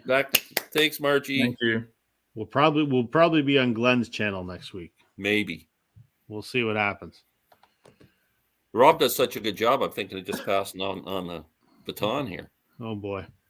Young Street ends near a band down by the river. Brass Rail. I never went to the Brass Rail. I was the Colonial Tavern, the Cock Door, the Gas Works. I've never been to the Brass Rail, but I've been to many similar. Brass Rail isn't that a strip club now or something? Yeah, absolutely, it is. Yeah, I don't know. I'm not a strip club guy. Oh, I was for a while, but that's a story for another day. I don't know. Not my thing. I used to frequent the old Sleeman residence in Guelph. Yeah. It's a nice bar. Yes, sir, it is. Yeah. Anyone get the Crispin Glover or Macho Man? Yes, Concert Buddy got it. Concert Buddy got the Macho Man. I'm telling you, if I see it, I might grab it from my daughter. Negative on the Live 05 CD. Yeah, man, I've been looking for that. I'd get everything else Grace put out. Original Soul, her first CD, everything. Just can't find. I have it digitally, but. Speaking of Randy Macho Man Savage, my daughter and son-in-law live in Orlando and that. And there, so I saw one of my favorite artists, current artist, Lydia Lovelace. She put up an Instagram post that she was in Orlando the other night. So I forwarded it to my daughter and said, "You going?" And then I called her at like 5:30, or she phoned me and I said, "You going to see Lydia Lovelace tonight?" She's going, "No." I said, "Oh, you gotta go. So anyway, she went. She said it was fabulous. Oh, she met her. Yeah. Oh, that's cool. Yeah. So it was. She said it was a great show. Yeah, and she got me an autographed album, and that's great. Yeah, so I was envious all night. She was sending me things. Oh, this is great. It's good. Oh, and she sent me a little 17-second live clip, and I'm going, oh shit, very cool. That's awesome. You got anything else to show, Glenn? I got nothing. Sam. My Loveless T-shirt that I'm wearing. There you go. Yeah, I have that I was wearing that. Mine says University of Guelph. 2 stinkers for me. Oh yeah, we can talk about our stinkers. I got one. This to talk about. Oh, then you go ahead. No, you go. All right. So again, similar reason to Rob. These are actually probably my 2 favorite Records for a Day albums in terms of music, and I'll start with this one and then end with the big one. Oh, okay. This is the Regimental Sergeant Zippo album that Elton John put out 2021, maybe. Isn't it supposed to be a psychedelic album or something? 21, yeah. It was supposed to come out before Empty Sky, his first album, and it's fantastic. I mean, it's very Beatley. It's, Elton, 22, 23-year-old Elton John. And it was like, this was like the big hype, Elton John, Regimental Sergeant Zippo is coming out, blah, blah, blah. And I was happy to get it. I found it, got it. It's, again, fantastic record. It's on a really cool label. It's really cool. Solid. 180 gram. And then it was released on CD and repressed, and like it was repressed over and over again on black vinyl, and then again it came out on CD I think last year. So if you didn't have it before, the record, which at the time you could only own it on vinyl, then the CD comes out for $13 or whatever it was, and that's probably where I would have started with it, honestly, as a CD, because I'm not an Elton completist by any means, but it's okay. But I mean, I'm kind of like Rob. I wish that I didn't get so excited about it for what it was. And then the Granddaddy here, this was one that I was scared to death that I wasn't going to get. I went to my record store. They didn't have it. No, or they might have had one copy, and I found it. And it was coming out on this beautiful, cobalt blue vinyl. And that was Tom Petty. Oh, okay. Angel Dream, which was like the remix of the She's the One soundtrack. They took off a couple of the tracks and replaced them with some, never heard songs. They do 13 Days by JJ Cale.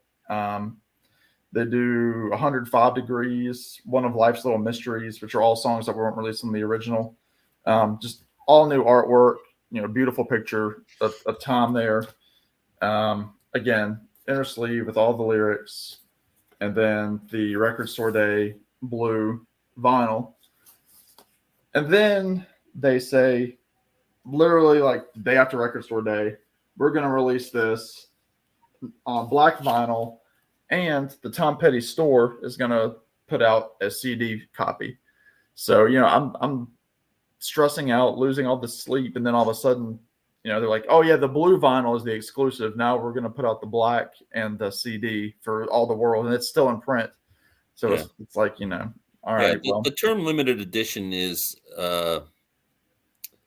doesn't mean the same to us as it means to a record company. It doesn't. And another one that I talked about the Wild Feathers earlier. They released an album that was called Medium Rarities a few years back, where it was B-sides and covers, and it was limited to their store, and it was signed. That was like the big thing, was that the band signed it, no extra cost and everything. And it was on this really cool colored vinyl. Well, just last year, they reissued it on a different color, and all the band signed it again. So it's like, why did I bust my tail to try to get this thing? No, I know. So, but in terms of like what I've never had a John experience where like I've had, a bad sounding record. But then again, I've only been in Record Store Day now since, June of 21. So yeah, it's typically more with live albums. Like even that Chicago one I showed, it's not like if somebody's really picky about sound and I put that on, they'd be going, it's almost bootleg quality, right? Right.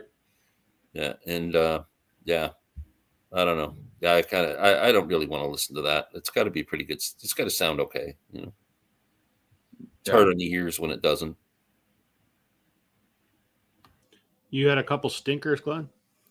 I only have one bad experience, really, and it came with a band called Hawkwind. Are you familiar with them? Yeah. I have never really gotten into Hawkwind, but it feels like a band that I should like, proggy, and it's right up my alley. Right. And a couple of years ago, maybe 3 years ago, they released something on Record Store Day. It was a double album. And people were freaking out about it. And I'm at Zap Records, and everybody's going nuts on this Hawkwind album. I buy it. Never heard a note of it. Bring it home. I freaking hate it. Like, I hate it more than any album I've ever listened to in my life. It was a pile of noise. And it just bugged me. That's my biggest thing. It's like, that's why my biggest fear of going to Record Store Day is getting wrapped up in the excitement of it and picking up crap I don't need. Yeah, I can see that. And when I watch people's Record Store Day purchases, I'm kind of thinking about that. When you watch these videos, I'm going, did you just really spend money on that? When I used to do Record Store Day, I wouldn't take a gamble on something on Record Store Day. It would be something that because they publish the list ahead of time. So I know what I'm going to look for. And even several years ago, the Record Store Day stuff tended to be a little more expensive than normal records. So I'm like, I'm not going to take a flyer on something on Record Store Day without knowing what it is. Yeah. I don't know. Well, I took a flyer and it kicked me right in the teeth. Did you sell it to somebody, or did I you sold it back to the record store at a loss? Like just traded Yeah. it in and got whatever I got for it. And Yeah. picked up something else because it only got played like a couple times. I thought I got to play it again. It can't be that bad. No, it's worse the second time. But I'm sure they must have some good stuff out there. I just got to get into them. Maybe. Yeah. Give it a shot. I'm sure the Hawkwind fans are going, "Are you crazy?" We caught up on some comments here. Bob F says there's a ZZ Top tribute. Grace Potter and the Nocturnals cover Tush. Yes, they do, and it's great. I don't have the ZZ Top tribute, but I do have an MP3 of the GPN cover, and it is fantastic. You're right. John says he panicked over Angel Dream also. Now every time I go to Barnes & Noble, they have a copy. Yeah, I see it in every record store I go. Yeah, me too. I see it all over the place. It's everywhere. I mean, it's like a normal album. Yeah, it's just a regular release now. It was just the color was the only thing that blew his record. And Sam will probably agree to this because it's the same thing that I felt about The Last Waltz. I don't really care that they've pressed it 5 or 6 more times since then. I just wish I had known that so that I didn't pay a premium for the record store day version. That who gives a crap, Mine has a number on it. Big deal. Do you think people overspend on record store day? Because when you watch these videos and you go, they're showing like 10 albums they bought, and I don't know what an average album record store day is in the US, but it's got to be $40, $50 $40 here. Yeah, it's a lot more here. For those that want to know more about it, I'd say people drop 300 bills on an average on record store day. I'll bet. Yeah. It's a lot more up here, and for people that want to know about that, I'll refer you to an episode of the Vinyl Community Podcast about our record collection is more expensive in Canada. What a segue! I gotta do my job to promote it, especially since the podcast boss is watching right now. So, where are we here? Marcia says she sees Tom, or she got her Tom Petty at Barnes & Noble. Yep. Original limited editions versus second and third limited editions. Yep. Yeah. Yep. Saw Hawkwind a number of times. Definitely a love or hate band, especially live at the time. There we go. I guess I'm on the hate side right now. There you go. Roy says Silver Machine is their best track, and it's also a mess. That's probably Hawkwind he's referring to still. Yeah. Genius Loves Company. Are you talking about the Ray Charles album? Because I had that on SACD and it sounded really good. So Sarah Bareilles, Little Voice from Record Store Day. Bright Sound with Static. Oh. I don't mind Sarah Bareilles, actually. I think she's got a great voice.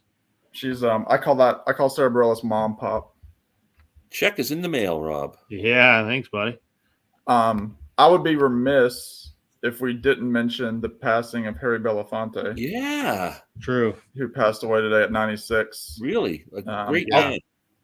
Yeah, just fantastic songs. I mean, good grief. And as a social activist, as an actor, as a singer. One of the early Bob Dylan recordings was his version of Midnight Special. That Bob's first appearance on record was as a session person playing on... He's like 20 years old. Harry Belafonte's album. Yeah. Yeah. And that's I don't know, when I was growing up, when a little kid, I don't know any family that who didn't own Harry Belafonte live at Carnegie Hall. It was just an album that was in everybody's collection. Yep.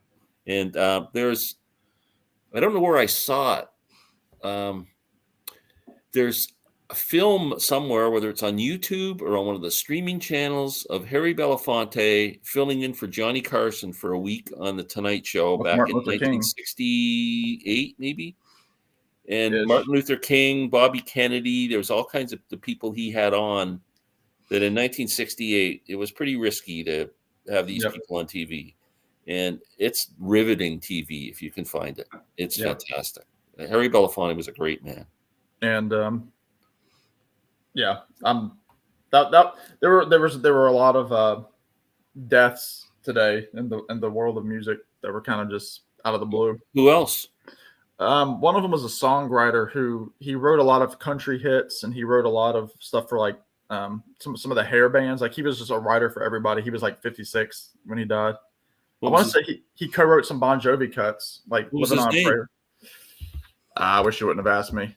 Oh well. No, I know. Just Google who died today. Honestly,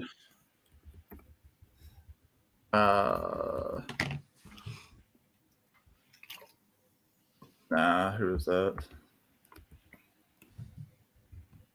Let's see. Keith Gaddis is his name. Oh, I don't know the name. No idea.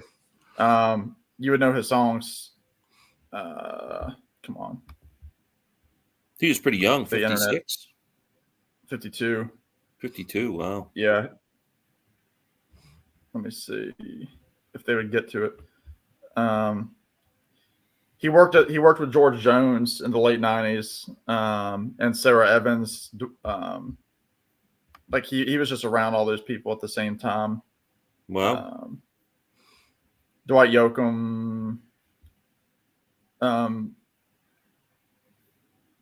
Yeah, he was just everywhere. There was another guy too that died today.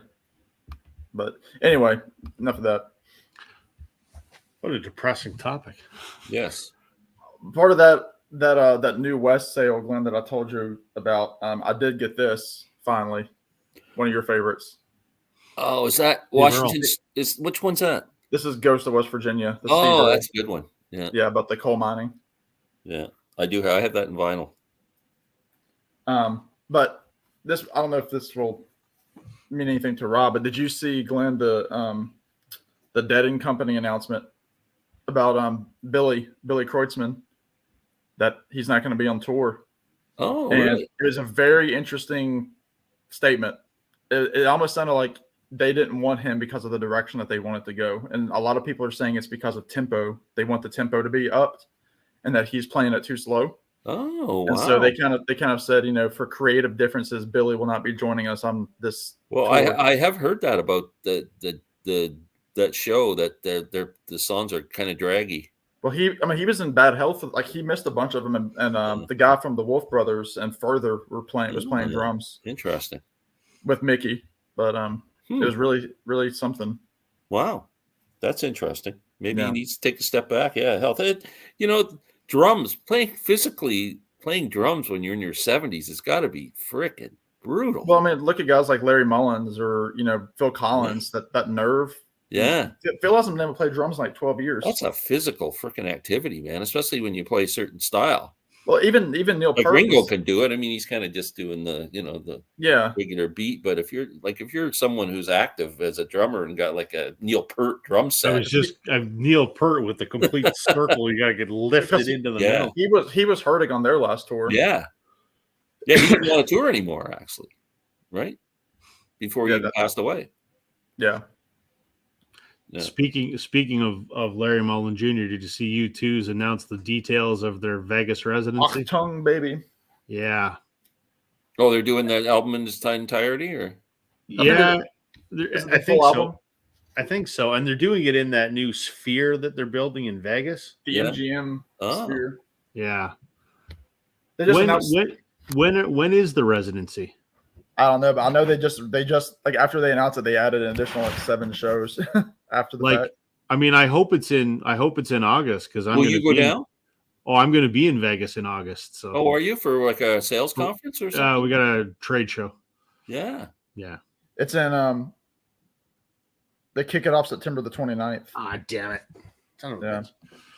Yeah, you can get cheap trips to Vegas anyway. You should go. Yeah, I'm sure my wife is going to love me leaving her with a 7-year-old because I'm going to go to Vegas. Well, you leave the 7-year-old with the grandparents, and you guys go away for a 4-day weekend. Oh, I wish it was that simple. Well, do you want me to come out and babysit? Absolutely. Okay. Come on out. You can hang out in my record room. All right. Cool. Perfect. There we go. I only charge $50 a night. That's it? Is that U.S.? Yeah, you got a deal, man. I wouldn't care if it was U.S. Go for it. Okay. Perfect. Wow. Perfect. There you go. We're nearing the 2-hour mark, guys. If we still got a couple of minutes, there was one more record store day question I wanted to ask. Yeah. Was there anything this year's record store day that you wanted because none of us really went out? Was there something that's on your plate that you didn't get that you're looking for? I'm going to go later this week. I got a couple. I'm going to go later this week to see if I can find that Stevie Nicks Belladonna live. Okay. and John is sending my Taylor Swift up here. Other than that, I'm good. I was good because I'm a fan of Doug Somm with the Sir Douglas Quintet and Texas Tornadoes. And I'm also a big fan of Sunvolt. And Sunvolt just put an album out for Record Store Day called Day of the Doug, where they do all covers of Doug Somm songs, which I'm really that's interested in. And Miles Davis, there was another one almost like that one I showed for Bitches Brew, but for On the Corner. Yeah, it's called I Got It. Oh, did you? And actually, Glenn, if you look, because I put it up on my community page because I couldn't find it anywhere, and everywhere I was looking online was already jack price. Wow. But yeah, I'm probably not going to find that one. Somebody commented on my community page because I said, if anybody knows where I can find this, let me know ASAP. His store was selling it for a while. I don't know if it's still there, but check his store. I'm going to email my buddy at Zap and see if he still got it. But yeah, I mean, for things that I wanted, I mean, the only thing that I was dying for was that Cactus Blossoms EP where they do the Bob Dylan tunes. Yeah, Randy Nelson got that. Which I found a copy online the next day, for $19. Cool. And then the only other thing that I really wanted was I was looking at the Chet Baker in mono's the Chet, but it was like $70. I said, I'm out. Wow. But I did end up buying the Miles Davis Turnaround, as well as the Carole King had an album of demos from like 65 up until 71 or 2. Oh, that's cool. And I had a couple of Monkees songs on there. So I'm happy to get that. So those should be coming throughout the week. Have you listened to that yet? No, I haven't. They're all in the mail. Oh, okay. I've ordered them over the last couple of days. I'd be curious how that sounds. I would be interested in that for sure. Oh, her demo on YouTube of Porpoise song by the Monkees, it's so good. Yeah. It's terrible quality on YouTube, but it's just, I love her demos. Oh, by the way, Sam, I believe we're coming to Florida the last 2 weeks of August. Be driving down. You're driving, you're not flying. So the Cosmic Torpedoes can get together. Let me see. I'm looking at my calendar. August. I think August is pretty open for me, honestly. Oh, gosh, come on. Yeah, the only weekend. Yeah, right now I've got nothing. Yeah. I mean Labor Day weekend, which is September the 1st, but yeah, for August, yeah, I'll be home. Yeah. Cool. For now. We'll have to get some songs together. That's awesome. I was just thinking it's been far too long. Yeah, it has. Are you planning to meet up with anybody in Florida? I sure would. I'm dying to meet up with John and maybe Marcia P. But see, John likes the outdoors too much. I don't know. Oh, yes, Marcia says, if you look at her comments below, that means you'll be here for the Orlando Record Show. Yes, I might be. You can meet everybody. I would love to meet up with you guys, and maybe we'll go to a record store together or something. Go for lunch. Just think, Rob, he'll be seeing me, 12 hours south, and you're just right around the corner. Yeah. We're going to get together in a couple of weeks. That's going to be good. I look forward to the I'm excited. Must-see YouTube content that will come from that. Yeah. Yes, absolutely. Yeah. And you know what I should do? Speaking of Glenn and I getting together, I should start planning we talked about doing a spring Ontario record. Let's do it. Together. Let's do it. You, me, Brian, Chris, Jeff, everybody. I'm pretty good most weekends, so. Okay. I think we get caught up on a few comments here, and then we'll let everyone know what we're doing for the week, and then we'll wrap it up here. So Jeff says, well, Metal Machine Music by Lou Reed will always be a record store day exclusive or not. Yep. Music Sanctuary. I wish I had only spent $300. Wow. Yeah, the MoFis will kill you. They'll empty the bank account real fast. It's easy. Thank God most of them are coming out on 45 RPM this year, and I hate buying 45 RPM albums. You gotta get up to frequently to change the bloody side. No, it's ridiculous. Yeah, it ruins the continuity of the album, and I got to get up every 5 freaking minutes. I feel like I got to stand beside the turntable. Pretty much, I feel the same way. John says he did not get the Howlin' Wolf. And I want the Muddy Waters, too, the Muddy Waters Woodstock album. John says he'll get Taylor in the mail. Perfect. Yeah, too bad it wasn't the real Taylor, like the person, but, whatever. Oh, Marcia P lives 2 minutes from Winter Park. Wow, that's where my daughter is. Music Sanctuary got Belladonna for $60. Cool. I'm sure I'll find it. I don't think it's going to be that elusive. Glenn, you'll be here for the record It looks show. like I will be. Glenn is coming to Florida. I'm coming. I'm coming, baby. I don't believe you. I like the AC. Same here, John. I'm an indoors guy. I'm with you, Glenn. I'm with you. Yeah. Cardboard Head Guy, what's your favorite song that start with the words "Let It"? Let it bleed. Let It Shine by Brian Wilson. Let it bleed. I don't know. Let it be, I guess. That's the answer he wants. I know. I wasn't going to give it to him. Or there's the isn't it the Everly Brothers? Let It Be Me. Let it be me. Yep. It's a beautiful song, and George Harrison does an incredible. Do you have that George Harrison album? It was the one from the movie that documentary. It's Living in the Material World. No, it's not it's posthumous. It's all outtakes of him doing acoustic versions of songs. He does a Dylan song on there. Yeah. It's the cover is him in the pool. It's from the in the pool. You just see his face. Which is called. I'm surprised you don't have that album, Rob. I do not. I love his version. He does a beautiful version on acoustic guitar of "Let It Be Me." It's absolutely gorgeous. Interesting. I should have said "Let It Go" from that stupid Frozen movie that I've had to watch 700 bloody times. Arnie says, I believe that the 2017 album Choir of the Mind by Emily Haynes and the Soft Skeleton, some sort of RSD release, my favorite Canadian female artists. Oh, I don't even know them. I don't either. I know who Metric is, but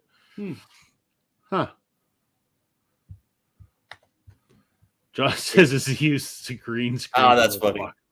Walk and talks. That's good, man. It's almost like a conspiracy theory. Did they really walk on the moon, or was that like a set, or is it the same? John really Does John really do walk and talks? It's like the new conspiracy theory. There you go. All right, guys. What you want to let everyone know what you got coming up in the next little bit? Video-wise, content-wise, activity-wise? Well, I've got exciting news coming up because I've got new audio equipment coming in, and I don't want to talk about it too much because I want to talk about it when it comes in because I'm all excited, but I'm just waiting for the call to drive to Kingston, Ontario, and pick up my new equipment and bring it home. I'm freaking pumped. So all will be revealed. Please, exciting. Let's keep it PG, though. Don't reveal too much. Yeah, no. Yeah.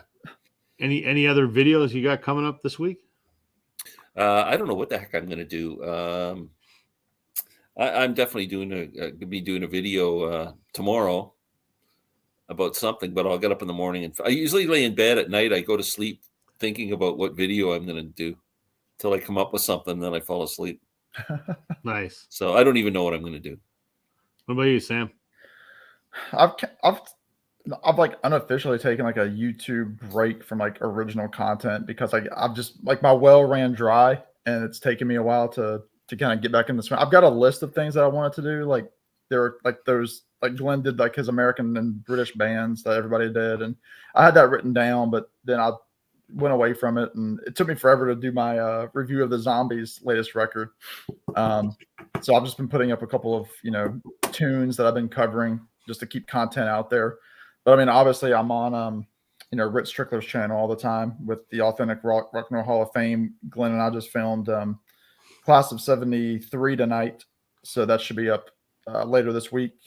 And yeah, inspiration strikes. I'll put something out, but yeah, right now I'm kind of just taking a step back from a lot of original content because I'm just trying to regain inspiration. I just needed that. That was me in January. The well ran dry. So yeah. I only do one video a week now because I don't want to get in that trap again that it almost was not fun for a while because I was just out of ideas. That's where I am right now. And I want to put content out that's, somewhat informative. So like, not like just for the sake of entries putting and things like that, but it's just, I get bored with I challenge myself to do one every other day, and I always seem to come up with something. Yeah. You just walk over your collection and go, okay, I'll spotlight this band, or I can rank these, or Yeah. I was thinking about further to the American British band rankings, favorite bands that have a mix of British and American artists in them. And No, I there's was trying only to one think that of a bunch. matters. There's Fleetwood Mac. That's the only Fleetwood one that matters. Mac, Traveling Wilburys, Crosby, Stills and Nash, The the Monkees. Monkees, Jimi Hendrix Experience, the Pretenders, The Police. the Police. Mm-hmm. Yeah, I'm thinking about highlighting those bands. That's a good idea. Well, I just put up my review of U2's Songs of Surrender. And I like that, Surprisingly. What's that? Rob did a great liked video. it. He did an awesome review on the U2 thing. That was really good. You did well. Good. I had mixed thoughts on it, right? Like I'm such a U2 diehard, but that to me was just kind of like, Like, well, I don't know. I listened to it on Spotify, and I just listened to maybe the first 30 seconds of each song, and I loved it. I thought this is right up. This is like I can lay on the couch, relax, and listen to this all day. It's all acoustic. It's just an acoustic album. But see, I gave you U2. That's what kind of I don't know. Because I gave you that Camp album, and you said all the songs sounded the same. I think that's how I feel about this U2 album. Is that it's so similar. And there's so much more of it. Yeah, it could be too samey. It would be hard to listen to 4 CDs of it all at once. That's for sure.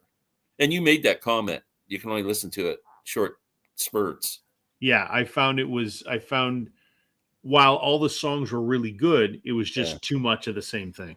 I don't mind samey. I found that the Camp album like boring samey. Like I wasn't like I love that new Kurt Weill album that I brag about all the time. It's pretty samey for 73 minutes, but I just love the guitar in it, and there's the vocals, the lyrics, just things for me that interest me while I'm listening to it. That it's pretty samey though.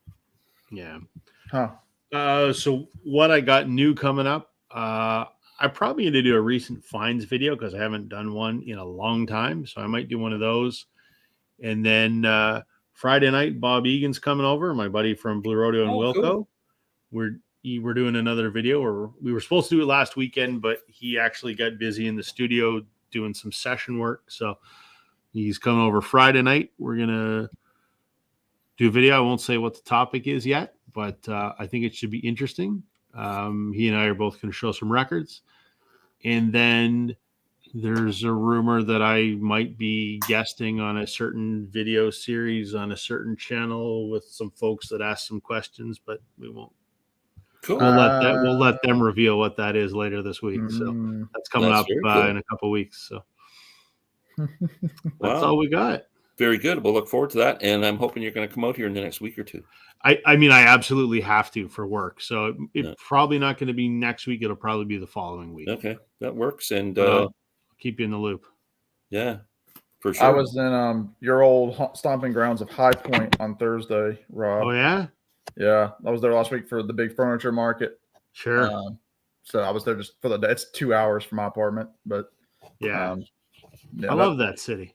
Love that city. Do you? I went to the Coltrane House, which is just dilapidated. I feel so bad of how bad it is. So if you're 2 hours from there, you're what, like 3.5 from Charlotte? Yeah, it took my dad and I about 3-ish to get to Elton John at the AT&T Bank of America Stadium. Yeah, because I'm gonna be down in Charlotte in July, but that's a little far from you. So yeah, it depends on when it is. Yeah, I got to go to the company I work for. We're headquartered in Charlotte, so I got to come down for a sales meeting. Okay. So I'd rather rip all my fingers off, but yeah, they pay me to be down there. Charlotte's a cool town. And you know what? I was down and I've been to. You drive down or fly down? Fly. Yeah. Fly, absolutely. I've been to Charlotte hundreds of times when I worked in High Point, but it's funny. Noble Records, who has a fantastic YouTube channel. Yep. I was down in Charlotte a few months ago for work. I don't know when that was now, back in the fall, I guess. And I didn't realize that Noble Records is literally 3 blocks from our office. So are you gonna go visit them? Hell yeah. Yeah. Yep. Absolutely. My buddy Tommy, I mean, he knows him friend basis, Dylan, and he goes over there a lot. Well, I'll go in and introduce myself and be like, I know you don't know who the hell I am, but I got a YouTube channel too, and I've been watching your videos forever, and so very cool. Yeah. All right, folks. Well, 2 hours. Thanks, Rob, for hosting. Everybody. This is great. We might be back on Rob's channel next week. Stay tuned. We'll see what happens. But thanks everybody for watching. Please subscribe to Glen Calloway from the Basement and Sam St. John if you don't already. We thank everyone for watching, and we will see everybody next Tuesday. Absolutely. Thanks guys. Everybody. Take care. Have a good night. I can't seem to get my